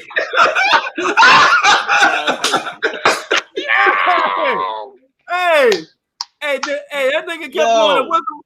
And then Coach Yosuke said, Coach, it's a small line, it's a fine line between being tough and crazy or something like that. And insane. Yeah. And you're walking it. That nigga look at Coach Joe. And motherfucker passed out. Then another one with the linebacker and the defensive end was talking, and he say, "Man, you let him run past you every time, man. Tackle him, pull his jersey, do something." Man, I'm going out for me. He said, man, that's a most selfish ass who I ever heard. He said, "Are you the captain of the team?" "Yeah, I'm the captain of the team." "Well, you need to yell at your boy because your boy's having blocked for the quarterback of one plum nickel. You talking about team? What team? No, I'm gonna do me, and I'm gonna do mine. He said, man, that's the worst attitude I've ever heard. He said, attitude reflects leadership. That was a very I remember that one. Football was fun. He still think football was fun. Denzel was in his bag in that. Denzel was in his bag with that one. Hey, like I'm saying, the guy's never played a bad role, man. He give him anything. And shout out, before I forget, man, shout out honorable. He even did this thing in The Little Things. That's a new movie. But I digress. Yeah. But remember the Titans was, man, it made me want to go back and watch all these shits again, man. What's your number 3? On my number 3, look, I'm going to Denzel, Equalizer. Man, look, this is classic Denzel. This is Denzel just, in his element. I love the crap out of this movie. I love that and the sequel. Denzel just playing a guy. He just wanted to go chill. Somebody just brought him back. Brought him back out of his element. And he just wanted to be killing people. Stone cold killer. Love it. Did they ever say in that movie how he? Movie, man. Hey, Taison, did they ever say in this movie how he became like? Was he ex like? He seemed like he would be like an ex CIA or type because this dude working at Home Depot and something triggered him. Him trying to save this girl, and he was like he saw no. It was well, he was always an assassin, but he was kind of retired. Right. He met the girl. Remember he had every time he sat at the same table every night in a Waffle House looking place. And the girl came in one night. And he'd always talk to her. He talked just slightly. But what happened is he saw the girl, it would be like a hello. Just very little conversation, not talk, just more of a hello and pass and whatnot. But he saw the girl get in a car. And he ended up seeing a girl get beat up or something, getting in the car. I think it was a pimp or something. But the pimp was associated with a crime organization. Right. And went off. Oh man, yep. Set up a Yo, series of when he events, went, man. when he showed up there at the spot with the ball, oh man, this just went the fuck off, yo. I want to see that again. I I want to might see have that to again, watch. yo. Another one I might have to watch. Denzel went off on this movie, yo. What's your next one? We gonna. My next one for number 3 for Samuel L. Negotiator and Kevin Spacey. Man, look, I think this low key is one of like. That's why I have it at number 3 because of his range and this what have you. His range in this movie, very very underrated. And this doesn't really get, like. This doesn't really get talked about. This really don't get talked about, like in terms of his movies, because him and Kevin Spacey just have great chemistry in this movie. They really do. This man is, and I haven't seen this movie in a long time. But I was like, when I thought about movies, I was like, it's got to be Negotiator. Like, and that movie came out like, man, it came out a while ago, probably like 20 years ago. Just about. Got to be right. 1998. Damn. That's when this movie came out. That was such a great movie. 1998. Yep. Oh, damn. Yep. And the desperate attempt to prove his innocence, skilled police negotiator accused of corruption and murder take hostages in the government. Oh my God. I'm gonna have to watch that again. Man. You're trying to set this brother up, man. That was fucked up. Yeah, a lot of these are rewatches, man. Yo, he went off, was like, yeah, I'm gonna watch this now. Like I said, like even with the flight, I have never watched this. I'm gonna probably watch that sometime, if not tonight, tomorrow. Right. I'm gonna definitely watch that. Yeah. So we on 2. We on 2 now. We on 2 stacks. Yeah, we on 2. Yep. Yeah, go ahead. Mm-hmm. We on my number 2. Mm-hmm. All right, let's go with. I'm gonna go with Samuel L. Jackson first. Time to Kill. Y'all knew it had to be up there. Top 1, top 2.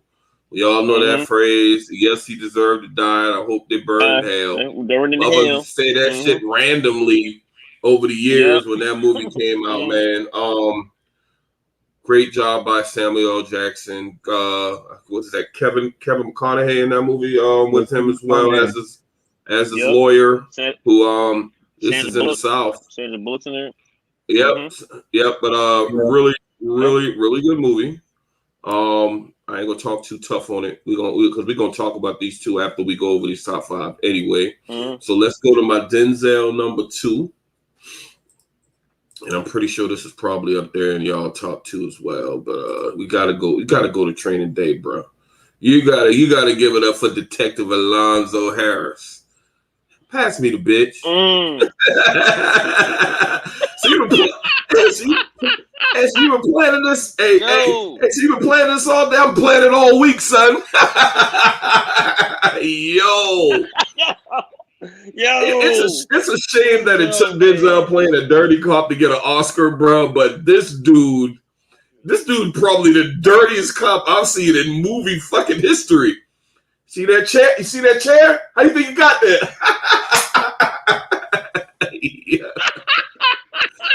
That motherfucker had very questionable procedures as far as law enforcement, bro. Everything he did. When Denzel got that gun, he said, "Mom, I'm surgical with this bitch." I'm surgical with this bitch. He was so disrespectful in this goddamn movie. He said, "Hey man," he said, "You got any kids?" Like, "No, I ain't got no kids." He said, "Man, if you want a son, I'm 100%. I'll put one in there for you." Can't miss. Can't miss. This motherfucker went to a drug dealer's house, served a search warrant that happened to be a fucking menu of a Chinese restaurant, got the money, left out that bitch, and they started shooting at his ass, and he started, that's like a legitimate rush for him, man. Oh my God, man. She was talking about money, man. She was talking about money, man. She was screaming about some money. Nah, man, I was doing some detective work. I'm like, wow, excellent role. Moving right along. We got number 2 for Merv? Yeah, number 2, yeah. Yeah, my number 2 is my number 2 Negotiator. We just talked about that. Too. Okay. Yeah, well, I had Coach Carter number 2, but since that came up, I talked about it. But Okay. Coach Carter was my original number 2, and my my number 2, was it with Denzel? I know I saw this shit now. I ain't put it because I saw that shit. Denzel been doing this. I mean, both of these guys been just doing it for so fucking long. My number 2 is Malcolm X. Yeah, that might be my number 1 right there. Man, listen. This is one. Man, look. I don't even see Denzel in this fucking movie. I don't see Denzel in all his movies. All I see is neither. That nigga, I like. This is one of the few movies I don't see Denzel at all. All I see is Malcolm X. Like that nigga, the nigga talked, the nigga walked, the nigga mannerisms. Like to this day, I still have yet. And there's been a lot of people play Malcolm X between TV shows, between movies, and shit like sitcoms. I have not yet seen anybody display a better fucking Malcolm X. No, than Denzel Washington. Yeah, Merv, nigga. The closest nigga is that nigga from Ali. No, not Ali. Harlem. Godfather of Harlem. Oh yeah, he was pretty decent. Oh, yeah, but he's still he's still far away. No, the Forrest Whitaker ain't play Malcolm X in that. He playing Bumpy Johnson in that. No, he just saying the show with Forrest Whitaker in it. Oh, you guys got you. Yeah. Even that he's still a distant second. It's still a big ass gap. Let me ask y'all this though, and I don't know if this ever been discussed. Now he got the Oscar for Training Day. I think no. You're going too fast. We're gonna talk about all that. You're going too fast. Don't even bring that up. All right. You better go up awards and shit, right? We're gonna get to. Yeah, I agree. I was asking a question regarding. We'll come back to it. Yeah. We'll come back to it. I just don't want to forget because nigga, write it down right now. You write it down. Grab a pen, nigga. I know the pen under you somewhere. Grab a pen and write it down. Gotcha. I won't forget. Yes, you will. I know you, and I know why you'll forget. Now write that shit down, nigga. I got you. Hey, go ahead, Taison. You're number 2. I'm gonna speak. All right. I'm gonna speak through. Well, Malcolm X was my number 2. So, Merv, you already said it. For Denzel, for Samuel L, it's Pulp Fiction. Man, him and John Travolta in that movie, man. That is hilarious. I don't get it's not a starring role for him. Quentin Tarantino, but he has so many different Quentin Tarantino, man. Man, we got to do we seriously got to do table that for another episode of the records. Did I break your concentration? I got another confession. This is gonna fall in. This is gonna fall in the category that Stacks never seen The Wire. You never seen Pulp Fiction? Never seen Pulp Fiction? Wow! Oh my fucking goodness! All I hear about is Pulp Fiction and his role in that. Like all the niggas talk about it. So and he got I've never seen it. It's a classic Quentin Tarantino movie where you going back and forth between. It's a Merv. You got to watch it because it'll give context to. It's one of his signature movies because of his one-liners and just the part that he played alongside. And I don't know how they put him and John Travolta together for that role in particular that they played in that movie, but they couldn't find nobody else to put that just absolute perfection as far as him and John Travolta. In that particular role, watch it. I gotta look at it. So that's both your number 2s, right? We're number 1 right now, right? Yep. Number 1s. My number 1s have already both of them already been taken on. My number 1 was actually Pulp Fiction for Samuel L. Jackson, and my number 1 was Malcolm X for Malcolm X. Biggest role I think that's to me as far as acting. Going too fast. You're going too fast. Got it. Like I'm telling y'all, yeah. Just talk about the top 5. That's it. All right, my number 1 for Samuel L. Jackson was The Time to Kill, and my number 1 for Denzel was Training Day. Because just real quick, Malcolm X was probably his. It was probably one of his top damn roles.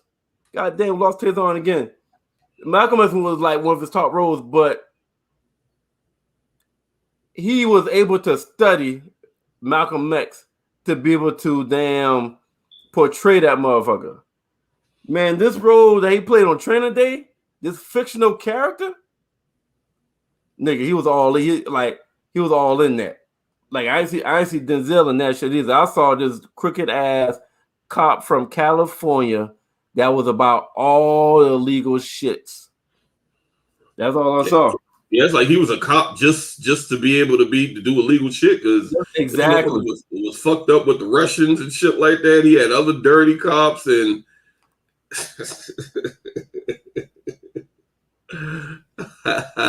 fuck him. Everybody look like him. Hey, that part we talking about. He said, tell me a joke. He said, "Now I think I have some breakfast." Now you done fucked that up, but now you just put them on paper. You know the paper is 9% worth of bullshit. I read it for entertainment, but since you won't let me read it, tell me a joke.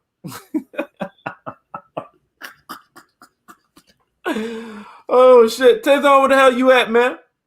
Hilarious. Taison didn't give us number ones. I mean, he have because I'm pretty sure all his number ones was part of all the number ones or twos that we just talked about.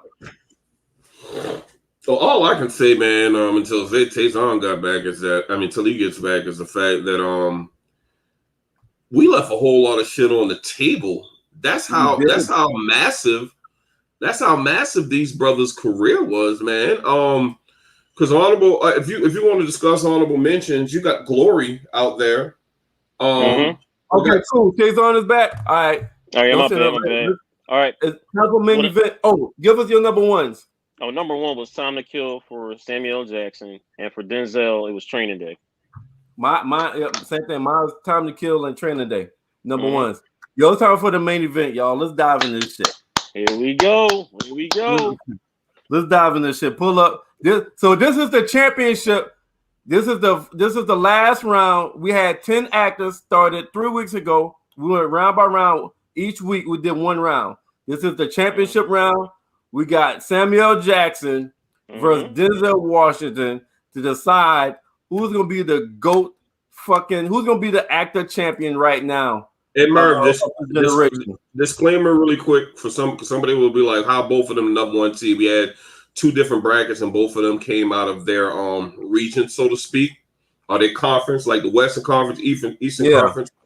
So just that disclaimer right there. So this is the championship, and we're going to deep dive into these brothers' body of work, awards, all kind of shit. So Merv, do what you do, brother. All right. So Denzel and goddamn Samuel Jackson. Y'all know anybody know what the first movie that Samuel Jackson did? Oh, that's a random question. Yeah. Man. I can tell you real quick. Yes, nigga. Just stop. You're not gonna guess. Samuel Jackson's first movie was in 1972 called Together for Days. Oh wow. Yeah. Denzel Washington's first movie was in 1981 called Carbon Copy. Carbon Copy. Now, I'm setting the stage before we dive into this shit. Awards. Denzel has been nominated for 96 total acting awards. It has won 39 out of the 96 acting awards. Oscar awards. He's nominated 9 times, won twice. Training Day and Glory. Yep, acting and name. Now, surprisingly, this shocked the fuck out of me. Samuel Jackson has only been nominated for 22 acting awards.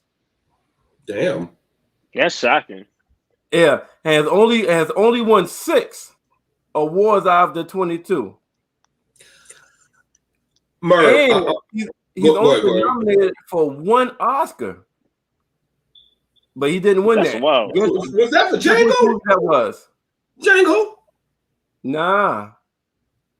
Hold on. I got this shit. I don't know what Only that one is, movie. really. Is it Time to Kill? Nah. Oh, that's No, you know, slave civil rights movies don't get no fucking awards. yeah, that's true. When I tell y'all this, y'all can be like, "Oh, that makes fucking sense." Not Coach Carter. Nope. It was a fictional character. It was one of the Star Wars movies. Nope. No. I ain't gonna get nothing for that. It's not the Hateful Eight? Nope. Damn. Y'all gonna kick yourself when I tell y'all the name of the damn movie. Pulp fucking Fiction. Pulp fucking Fiction. Damn, I don't know why I didn't say that first. Yeah, for real. Pulp And fucking Fiction. you kick yourself in the ass for that, Merv. Now you know you gotta watch that shit. And Merv, I just know you and the role that he played in that movie and the shit that he's talking in that movie is shit of epic proportion, man. Right, Taison? Mm-hmm. So watch it. Anyway, Merv, before you move on, Merv, since we're on awards, I want to give. I know we can't give Denzel another Oscar, but I think he deserved Best Actor for the role he played in Malcolm X. Now, my thing is, I think that he didn't get considered. Probably didn't even get a nomination because of the type of movie it was. What are y'all thoughts on that? Yeah, I just said that. Oh yeah, no doubt. Yeah. Civil rights, slave nigga movies and shit like that don't get awards. They don't get awards. You know why though? I think if that movie would have came out like now, he would have won it. Oh, absolutely. Absolutely. Landslide. Yeah, easy. Daniel Kaluuya just won for Judas and the Black Messiah. Wasn't Best Actor, but I mean, you would have to, if that movie came out in 2021, you would have to give him fucking the Best Actor, man. You'd have to. I think Denzel should have won. He should at least have like 3 or 4 Oscars by now, at least. Denzel. Now, and Samuel Jackson, I'm surprised. Check this out. Hold on. Check this out. Denzel played in around 50 movies. Mm-hmm. Samuel Jackson has appeared in over 150. Yeah, that's about right. Shit. Mm-hmm. What's the age difference on them, though? That's a good question. So, Google that shit real quick. Now, No, I was gonna say, check this out. No, go ahead. Go ahead. No, go ahead. Oh, no. So check this out. Did Samuel Jackson haven't gotten really that much awards like that? Mm-hmm. But this nigga has the highest gross for $5.7 billion as an actor. God He's damn. the highest gross actor historically. $5.7 billion. Is that, I mean, but Merv, is that fair? Okay, let me say this though. You're counting the Avenger movies in there, right?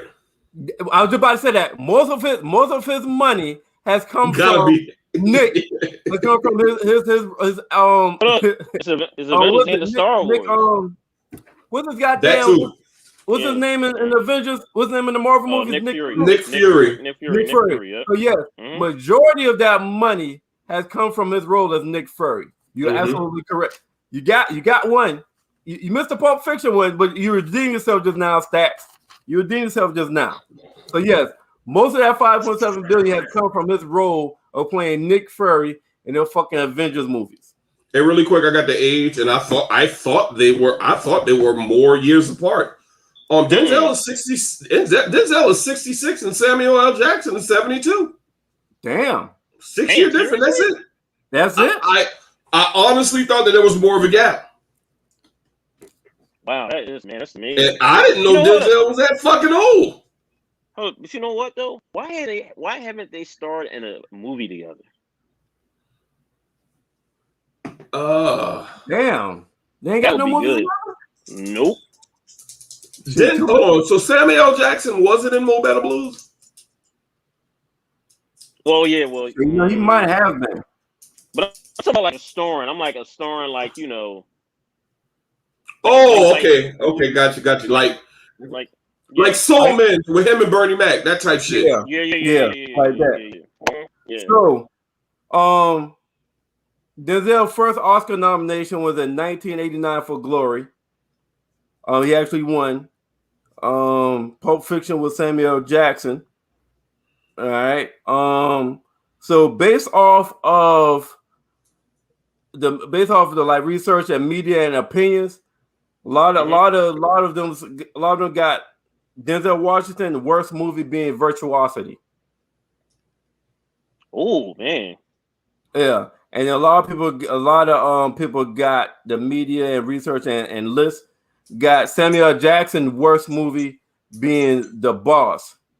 It's like comedy with the white dude from what movie he played in? He played in American Pie. He's the dad in American Pie. Yeah. Oh yeah. All right. Yeah. I think I've seen that. So him and Samuel Jackson played a movie called The Boss, and they got that kind of as one of his worst movies. Okay. All right, so that's to set the rule for all of them, right? All right, so now, the last movie out for the last movie for Samuel Jackson, he got Hitman 2 coming out, and he got a movie called Spiral coming out. Last movie for Denzel Washington was The Little Things. So both of them are still currently acting and come out of movies at 66 and at 72 years old, which is crazy. Now, we're gonna start this shit off. This way. What is Samuel Jackson? Nah, you know what? We're gonna say that for last. No, my bad. We'll say that for last. So let's look at Samuel Jackson best action movie. We'll do the best Samuel Jackson best action movies versus as a lead. Yeah, as lead. Yeah, this is the championship. You don't get no freebies. All these are leads. All right. Leads. So let's look at Samuel Jackson best action movies versus Denzel best action movies. And this is excluding Marvel, correct? Yeah, Marvel, nigga. Yeah. All right, okay. All right, hold on. All right, hold on. All right. That shit ain't really fair, but hey. It's not fair to use them motherfuckers. That's an all-star team. They got the diehards. Yeah, you count the diehards. No, I'm saying you got action movie overall. Okay, you got Chad, you got Pulp Fiction, you got Long Kiss Goodnight, you got Negotiator as far as action movies for Samuel Jackson. I'm saying also he's got this movie was a sequel to Hitman's Bodyguard, which is a very good one. Lakeview Terrace. Mm-hmm. That's a drama though. Yeah, it's more drama. Then now with Denzel, you got Man on Fire. You got Equalizer. That was such a yep. You got Two Guns? Safe House. Old school Ricochet out this motherfucker. People forget about that. Oh yeah, I totally forgot about that. Damn. So you got action movie versus action movie. Which one y'all got? Denzel best action movie.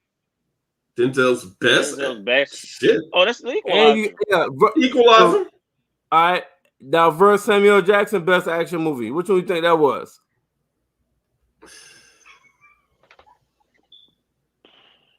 I don't know, man. Wait, could that be The Hateful Eight? Huh? You got Hateful Eight? I got Hateful Eight. I got Hateful Eight in the miscellaneous section. I got Hateful Eight versus Magnificent. All right. I got Hateful Eight versus Magnificent 7.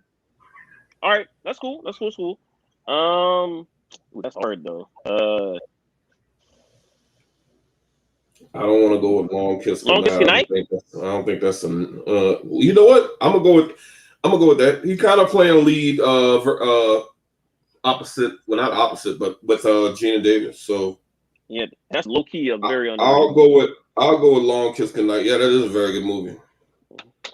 You got Logan, but I still say Denzel win it because of look the Equalizer is just man. I don't think that Samuel L. Jackson got nothing on the Equalizer though, man, for real. No, especially playing a leading man, nothing close. It's not even. No. So so let's go to miscellaneous right now. In the miscellaneous, I got which one y'all think is? I got the Django, Unbreakable, and Hateful Eight. Oh, on the miscellaneous, it'd be all right. The Django, Hateful Eight. What else? What's the other one? The Django, Unbreakable, Hateful Eight. I'm Quentin Tarantino biased, man. I'm gonna always go with fucking movies like. Yeah, I'm gonna go with Hateful Eight or matter of fact, I gotta go with shit. You said Hateful Eight, Unbreakable, and the Django. Okay, so all three. Unbreakable. I don't think I've seen Unbreakable. That's the one with Bruce Willis. That's from That's from Bruce Willis. He's in a wheelchair. Gotcha. I'm gonna go with Hateful Eight, man. Hateful Eight is a very, very fucking good movie, bro. So that's why I just said Hateful Eight. That's why I say Hateful Eight. The only miscellaneous I got for Denzel is Magnificent Seven. Y'all seen that? Yeah, I've seen that. He ain't beating Hateful Eight. It's a Western movie. He ain't beating Hateful Eight. You got Hateful Eight for that right there? Yeah. All right. I'm about to really let's go. Who got the best biopic? All right. You got Is that fair? Hold on, is that fair? Huh? It's my man. Look, the best biopic. I mean, it's a category. I mean, shit. You got the best. Look, we can't. We won't have to talk more about that because not more about. We could talk less about that because look, he ain't topping Michael Max. Like he ain't topping. Give me what you got though, Merv. Humor me, because ain't nothing going over Malcolm X. You got you got the banker and you got Coach Carter. No, fuck no. Neither. No. Neither. Landslide. It's a landslide. Ain't nothing top that. And then you got Denzel got Hurricane, American Gangster, Remember the Titans, and Malcolm X. Okay, that makes it worse. That makes it worse. I mean, come on.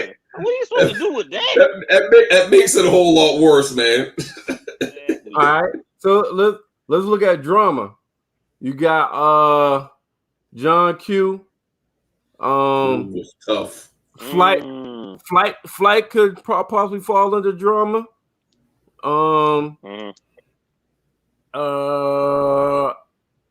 Philadelphia. I know you remember Philadelphia. About that. Ricochet falls under drama too, right?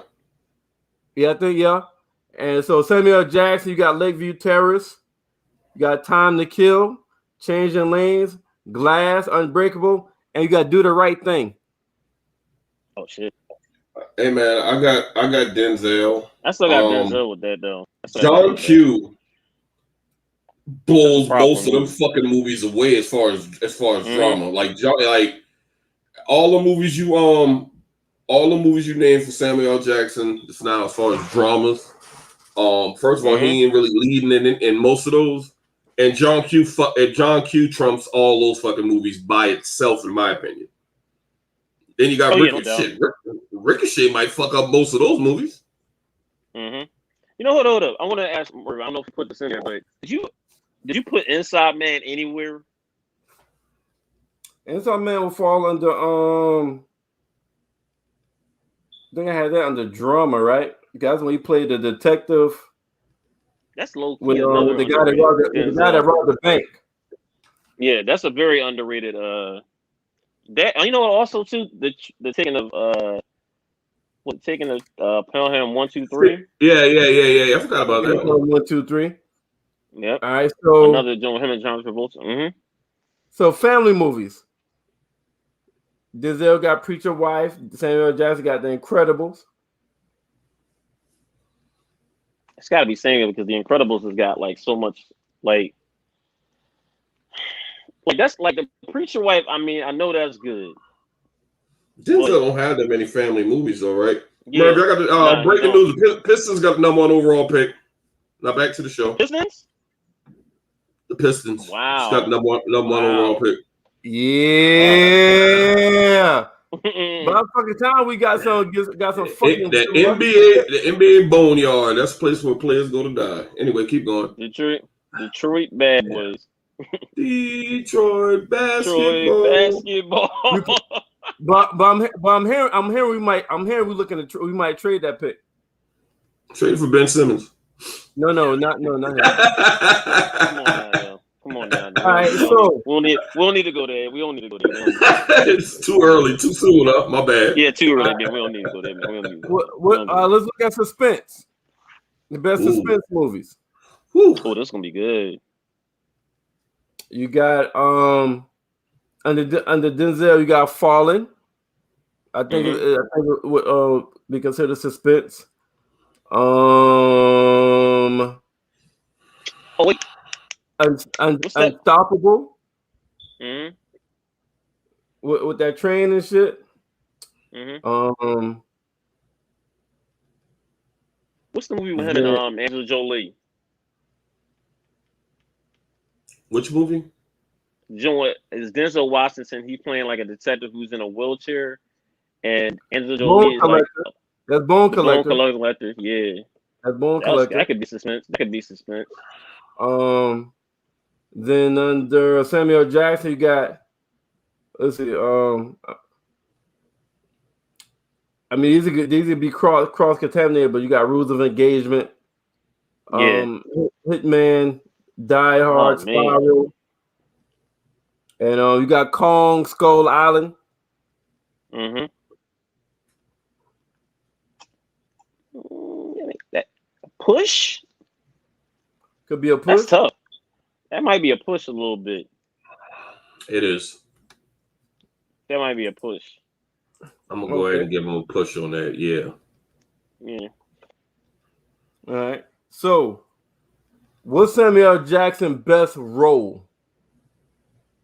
Damn. Ever? You mean ever? Ever? Shit. Ever. Shit.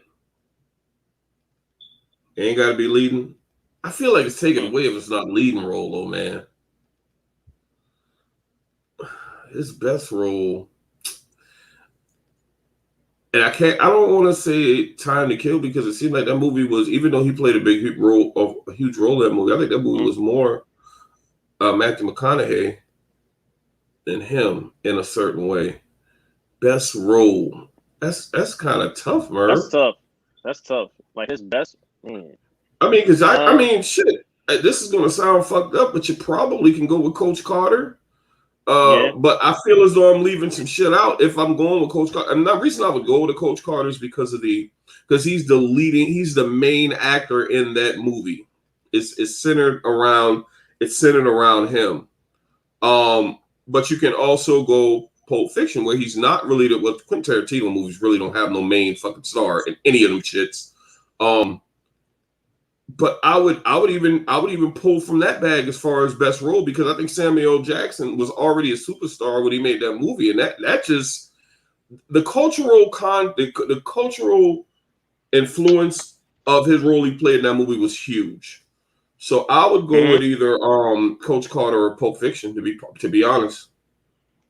All right. So that'll be your best role. For me, what would you consider? Hold on. For me, oh shit, it's tough, bro. It's tough. Motherfuckers got too many. Kind of mad these motherfuckers got so many damn movies to choose from. So many good movies. I would think, I would. Boy, it's. It's probably Coach Carter. I think. Coach Carter. All right, so Coach Carter. All right. So if I say if I change up and say what was his best acting role, would y'all still leave it at that? His best acting role? Yeah, his best acting role. For Samuel L. It's got to be something that is like you never thought he could do. Samuel L. Jackson wasn't the main character on the movie, but you got to put I think you got to put the Django up there simply because of the impact he had. Like people, like I'm talking about the role as far as people really like. Some people had to really turn that shit off to fuck with Samuel L. Jackson. You're like, I can't fuck with him after he in that movie. I mean, that's credit to how great he played that role. But I mean, when I say that, though, I feel like I'm not giving him. I feel like I'm leaving out a movie that he might have done better in. That's why I'm looking right now. I'm looking at some. Man, that's tough though. You might go with one of the Shafts, or I don't know, man. I'll go with. I think I was. Go ahead, Seth. Good. He was great. He was great in Hateful Eight as well. As far as the role he played, he did his thing in that. So let me ask you this. Let me ask this. We come back to it. What was his best supporting role? Non-lead actor. What was his best supporting role? Oh, the Marvel movies. That's me personally. I have that. Is it the Marvel movies? Besides that, no. Actually, no. Supporting. Yeah. Pulp Fiction. He was a lead. He was co-lead in that. No, they don't really. He was co-lead in that. Well, see. Nah. No, I ain't never seen it. But the way shot, I always thought he was damn up. I always thought he was co-star. I ain't never seen it. But okay, Pulp Fiction. Well, Stats, what you got? You got Pulp Fiction too? I don't. I'm looking supporting. Yeah, I'm surprised. I thought when y'all would say the role he played in Jungle Fever or some shit. Nah. Oh no. As far as supporting, man. Oh, it's all about well, you know what? That might be. Hold on. You know what? No, you everybody talks about that. You changed my mind, Merv. You right. I would say that. Which one? I just thought about that for Jungle Fever. I totally forgot about that. Yep. As far as supporting, man, I would go with that Django once again. Okay. All right. So Denzel, Denzel best role. Malcolm X. Malcolm X. Well, not landslide because this fucking Trinidad's right up there, but Malcolm X. I ain't even got it. That second nation. I was waiting for you to ask that shit so I could say Malcolm X. What's his best acting role? Trinidad. Yeah, because Trinidad, he put it, because he was like, oh, I get to play a bad guy? What? People was mad at Denzel for playing a bad guy, but he did that shit flawlessly, man. I think he was waiting to play a bad guy. Like, you could tell he was like, yeah, I'm really in this role now. Do y'all know that most time when Denzel play a bad guy, he ends up being punished or dead or going to jail? He don't like glorifying bad characters. When he played American Gangster, when Frank Lucas and them reach out to him, he agreed to do it only on one condition. That at the end of the movie, he had to go to jail. The movie had to end with him going to prison, or he wasn't going to do it. Hold on. If you think about it too, look what happened to Man on Fire. Same situation. He was a bad guy a little bit in that movie, and look what happened to him at the end. That makes sense. That makes sense. Yeah. So, what's Denzel's best supporting role? The one he got the Oscar for. That's a very good question. Glory. Oh yeah, because he won the Oscar. Yeah, I was thinking Glory. Yeah. And I'm not saying that because he won Best Supporting Actor in that movie, but he played a really good fucking role in that movie. But then again, let me go back. But you want to know what though? He doesn't really do support. He doesn't have a lot of supporting roles in though. That's the wild part. He's most of the time he is a star. Yeah. So now let me ask you this. Let's go back to our top 5, right?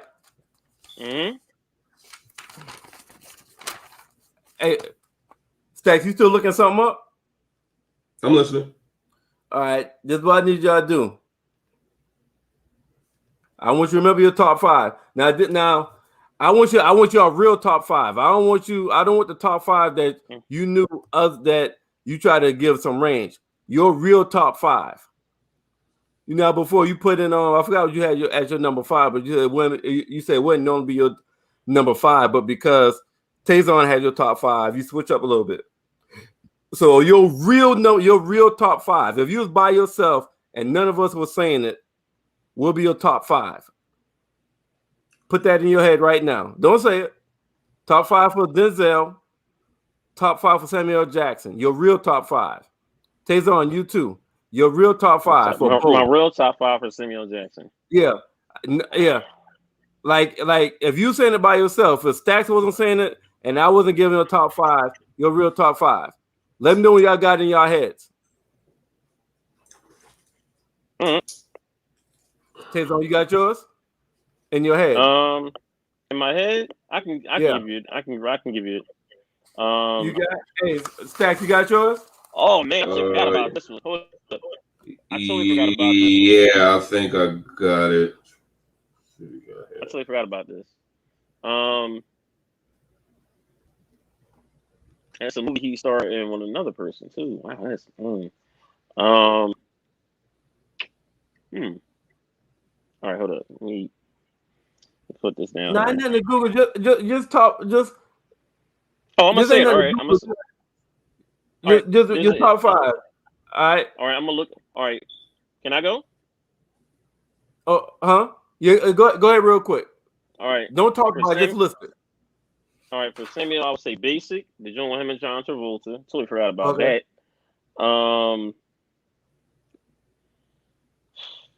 Kill Bill because this. I don't need no. We're not doing no explanations. I need the list. I need y'all to go fast. Give your top 5. Oh, all right.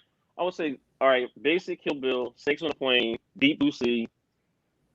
Time to Kill, and that's it. And that's your top 5. Oh, and Pulp Fiction. Yeah, Pulp Fiction. Yeah. Mm-hmm. Okay, that's your top 5. Mm-hmm. Shit. Okay, that just sounds totally different from what the hell you said earlier today.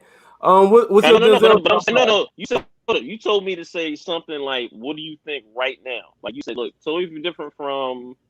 No, I didn't say that. No, I didn't say that. I said give me. Oh, right. I said give me your real top 5. Like, don't worry about me. Don't worry about Stacks.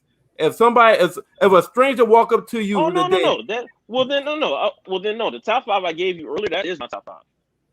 That is definitely my top 5. All right, cool. Because you said some snakes on a plane bullshit. I'm like, that can't be your top 5. Okay. I was saying like. All right. So what's your top 5? What's your top 5? Say it. You talking about for me? Yeah. You talking about for Stacks? Oh, for me, I would say the top 5 for Samuel. Oh, Samuel be Time to Kill, Pulp Fiction, Negotiators, After and Ease Bayou. All right, Denzel, say it. What's your top 5, Denzel? Training Day, Malcolm X, Equalizer, Remember the Titans, John Q. Stacks, go ahead, say it fast. Say what fast, man. This your is top 5. I don't know why you think this is something quick, but let me go with Coach Carter, Shaft, Hateful Eight, Time to Kill, and the fuck am I missing? And Django. All right, top 5, Denzel. John Q, Remember the Titans, Equalizer, Training Day, Malcolm X. All right. Switch actors.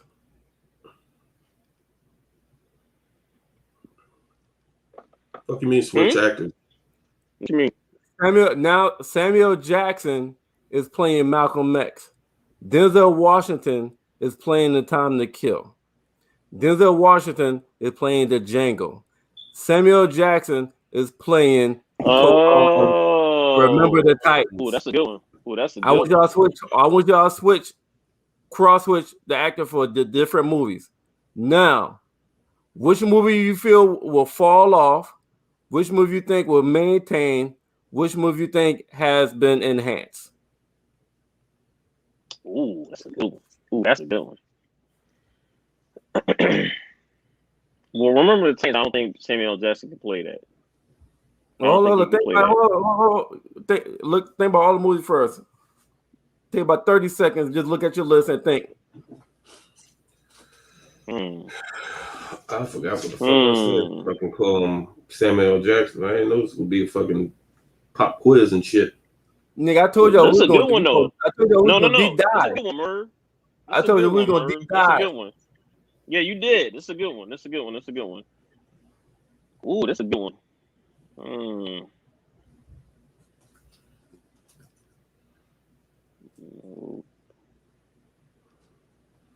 don't forget what the fuck I picked. Oh.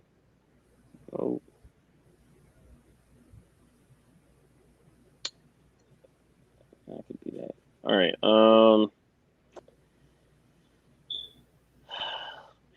That is tough.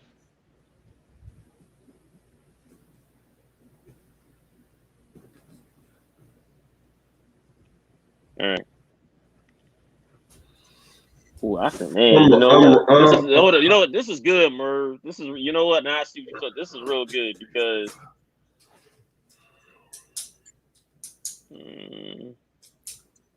Stacks, you look like you ready? You already did that? I am ready. I'm ready. I get it. Just wait on Taison. I'm ready. I'm ready. All right. All right. Which one of y'all want to go first? I'll go first.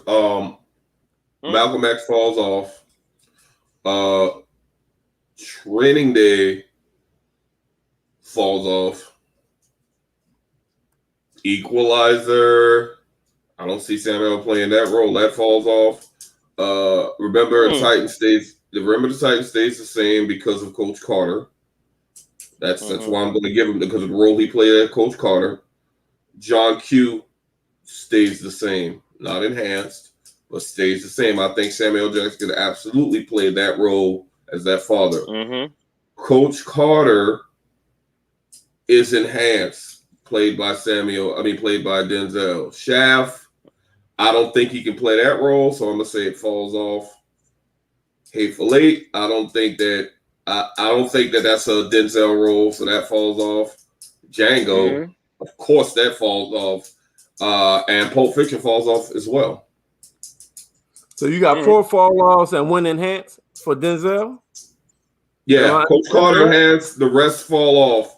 Shaft, Hateful, I just don't think those are roles that Denzel will be able to play. Shaft, Hateful Eight, Django, Pulp Fiction. Those are tailored to me for Samuel L. Jackson. Interesting.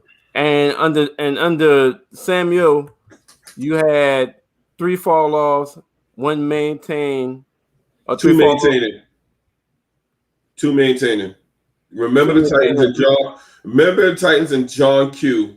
I think that Samuel Jackson can play those roles. The other 3, Malcolm X, Equalizer, Training Day, no. All right, so you got your shit is even. Your shit finish completely even, Stacks. Sam, Taison, go ahead. All right, I'm gonna say Time to Kill. I would love to see. I think that would be hard for Denzel to be putting that thing, man. I think Denzel would kill that role. Pulp Fiction. I think he will kill that role too. The Negotiator, same thing. I think if you put Denzel on that, man, that would be something. Now looking at Shep, and see, I don't think that role doesn't fit Denzel, so I think that would have been whatever. I don't think I think that role specifically for Samuel Jackson. So now, is that a fall off? Yeah. I think it's either maintain, enhance, or fall off. Fall off. Okay. Fall off. I got an alibi, but I'm gonna let you finish. All right, East Bayou. That's interesting because I think that would be. I think it's a push. I don't think nothing changes. So you got 3 enhances, 1 maintain, and 1 fall off. Okay, 3 enhances, 1 maintain, 1 fall off. All right, now Samuel Jackson. Yeah. All right, I'm gonna go for John Q. I think think it's a push. I think it stays the same. Does maintain. Remember the Titans that fall. Maintain. Remember the Titans that falls off. The Equalizer.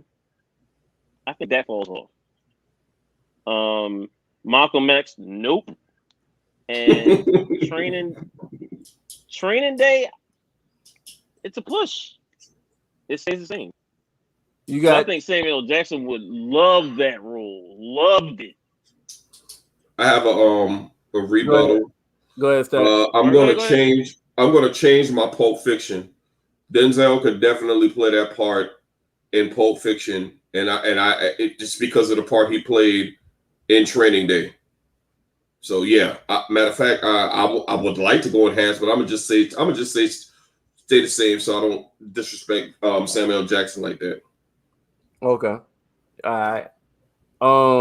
Taison, under Sam, you got what was it again? Under Sam?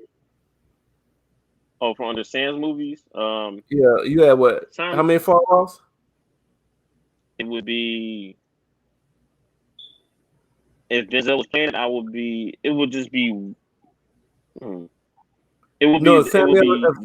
Samuel Jackson playing Denzel movies. Oh, that would be Malcolm X and Remember the Titans. Remember the Titans? Yeah, Samuel Jackson was playing that. Huh? Think about it.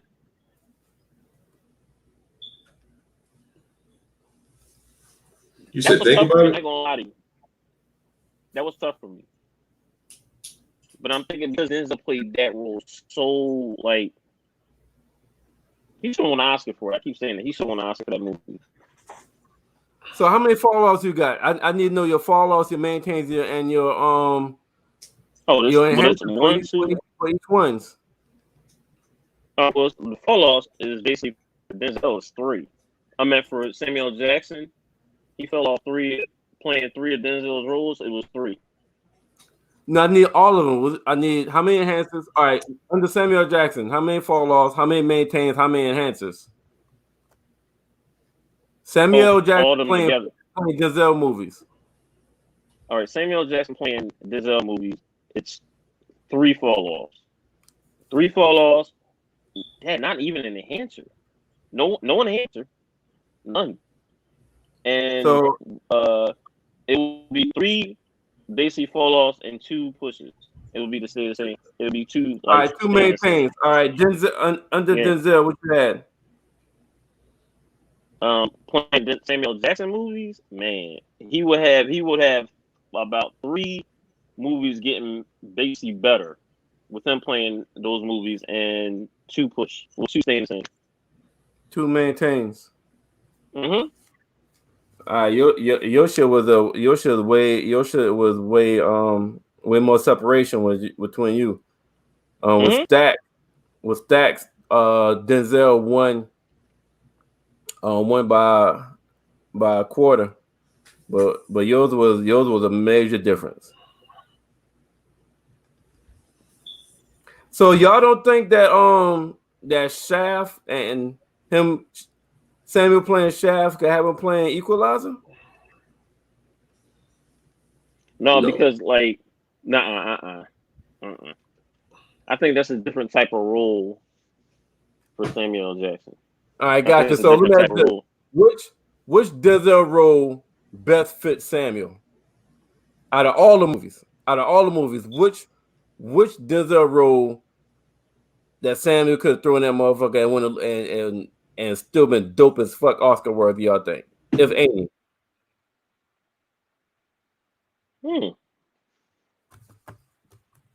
Out of all his movies.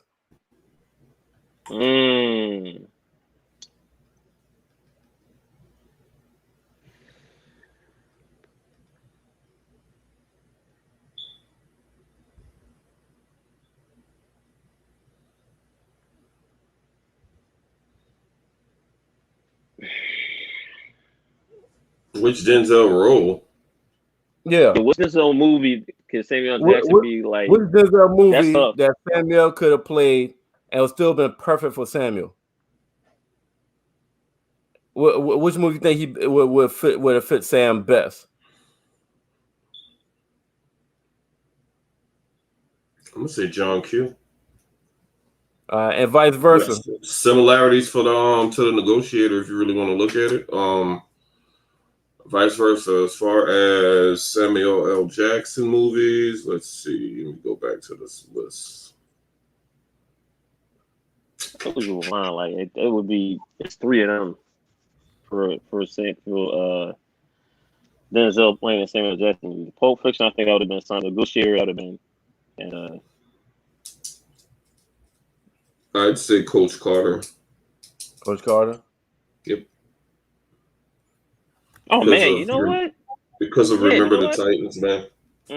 Yeah. But it's crazy how I can't see. So do y'all feel? Do y'all feel that Denzel could play more Samuel Jackson roles, or y'all feel Samuel Jackson could play more Denzel roles? I must say, it's that's tough. Samuel Jackson don't play that many leading roles. Denzel always plays leading roles, so therefore, I think it would be tough. I think it'd be difficult generally for both of them to switch roles and play each other's movies, except for the movies with the similarities. Like I know it's tough to put Samuel L. Jackson into a Remember the Titans, but I put him in there based off of Coach Carter. But at the same time, he won't be able to do that as well as Denzel. But I think it's far and few between. But see, also I think, and also too, you got to remember too what we talked about. Denzel is mostly starring in the main role, what have you, right? Let's say if we put Denzel in these little supporting roles now that we've seen Samuel L. in, like I think that's going to be. Like, I can't see him like Denzel playing the Nick Fury. I can't see him playing like he did book Eli. That's fucking close. Oh, he did. I totally forgot about that. Damn. Can Samuel Jackson? Can Samuel Jackson play in Fences? No. That's a very underrated movie by It is. By Denzel as well. Hold on. You did a really fucking good acting job with that one, huh? Yeah. What about Antoine Fisher? Nah, I don't see. Nah, yeah, that's what I'm saying. I don't see Samuel Jackson. I don't see Samuel L. playing that. Yeah, I don't too serious. Way too. Mm-hmm. It's way too serious of a role. Oh, okay. All right. Yeah. So, what y'all lean towards it? I think we deep dive and peel the onions back between different categories. We look at awards. We look at everything. Biopics, roles. So, who y'all got? I will give you my conclusion. These are two heavyweights, right? Very, both of them got a wide range of movies. I'm going to give the edge. I'm going to give the edge to Denzel Washington simply because Denzel plays more leading roles, and Denzel's best acting role, in my opinion, which is Malcolm X, is much better than Samuel L. Jackson's best action role. Easily. Yeah. So both of them are great, but I gotta go with Denzel. Denzel very rarely plays. Denzel don't have that many roles where he's not the main guy or the like this, like where they have dual main actors and shit like that. It's I don't, except for back in the day on Glory where he wasn't the main guy, he was supporting and he won an Oscar for that shit. So that tells me that if you put Denzel in a supporting role these days after he broke out in Glory, he's probably going to outshine the main fucking character. That's why Denzel probably won't even take no fucking supporting roles because he's Denzel. So Denzel Washington and he shouldn't is the goal. Yeah, right. Yeah, he shouldn't. No. He go, and really, if you really think about it, he hardly misses when he's in that leading role. He hardly misses.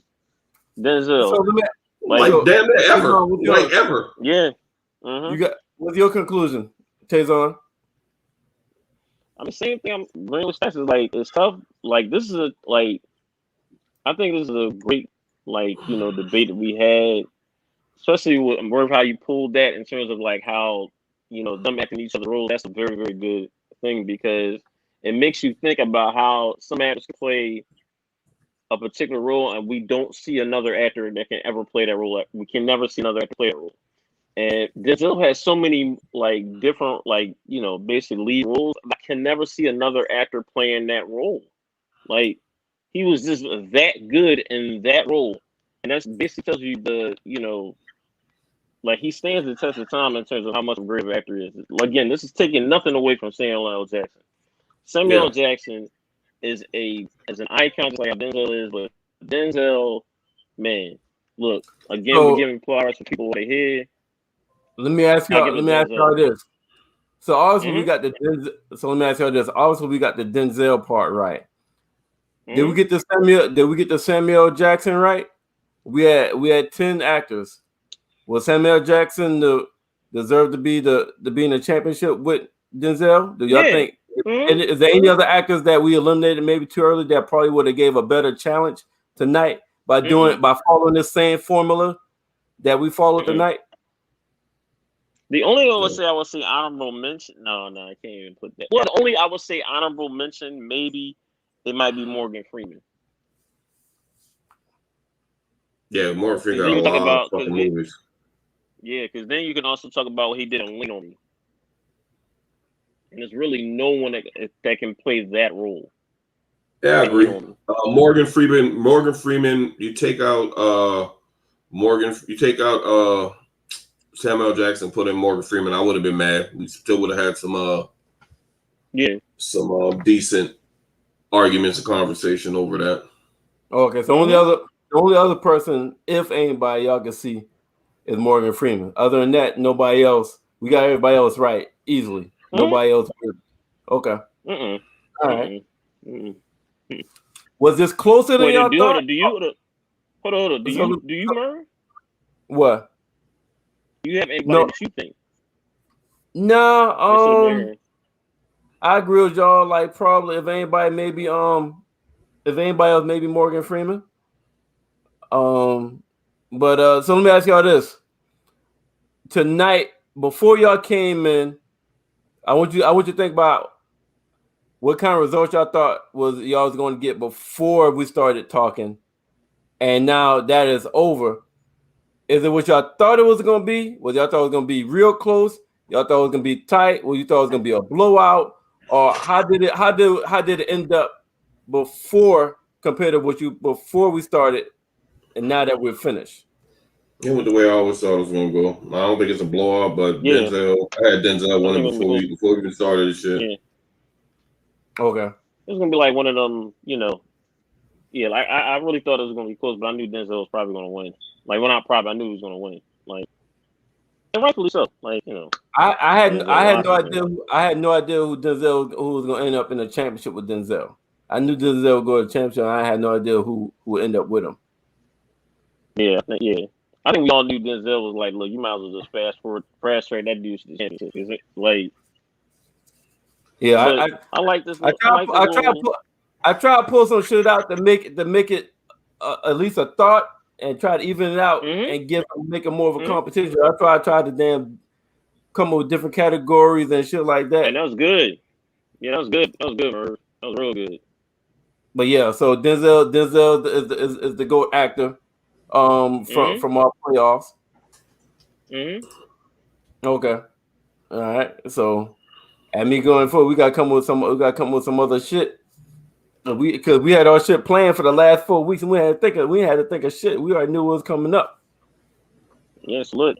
As to our viewers, I'll always be promoting. Look, if y'all have any, thoughts or little, statements y'all want to sit there and, put out there, put on our page, look, that might become one of our shows, top 5, or, you never know.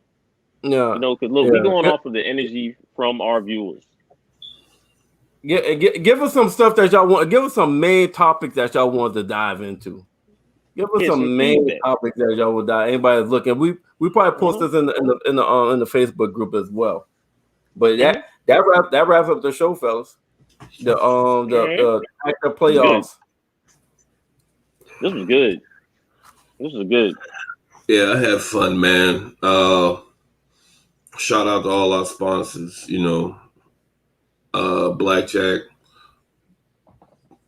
TV Prime, Zingo. I forget, we keep mentioning Zingo. Download the Zingo app, go to channel 199. We promote all of our shows Monday, Tuesday, and Wednesday. Well, and a lot of us on Sunday, all will be airing on Zingo. So don't forget to download the app. Go there. There's multiple ways to watch us. Of course, we're on YouTube. Shout out to YouTube. Shout out to our viewers on Facebook. We're right back at you tomorrow with a very interesting topic. Can't wait. I'm gonna go ahead and hand it over to Merv so he can explain to y'all right quick what we're gonna be hitting on tomorrow. So tomorrow we're gonna. Tomorrow is when the Four Horsemen form. We get together. Tomorrow is love versus sex. Which one is more important? Love versus sex. Which one is more important? That's our topic. You dive into relationships, and which one's more important? Love versus sex. Great topic. We're gonna have fun tomorrow. Yes, we are. Man, that's gonna be a lot of fun. Look, y'all don't want to miss this. So our viewers, you do not want to miss that. That's a great topic. 8 o'clock tomorrow, like we always do on Wednesdays. So like I say, good show. We've been running for 2 hours and 36 minutes strong. Thank you for the folks that viewed us, staying with us the whole time. We really do appreciate it. And we'll be right back with y'all tomorrow at 8 o'clock. The Guys Podcast. Until then, gentlemen. And thank y'all. Thank y'all for tuning in. True that. All right. Yeah. All right. See y'all. We out.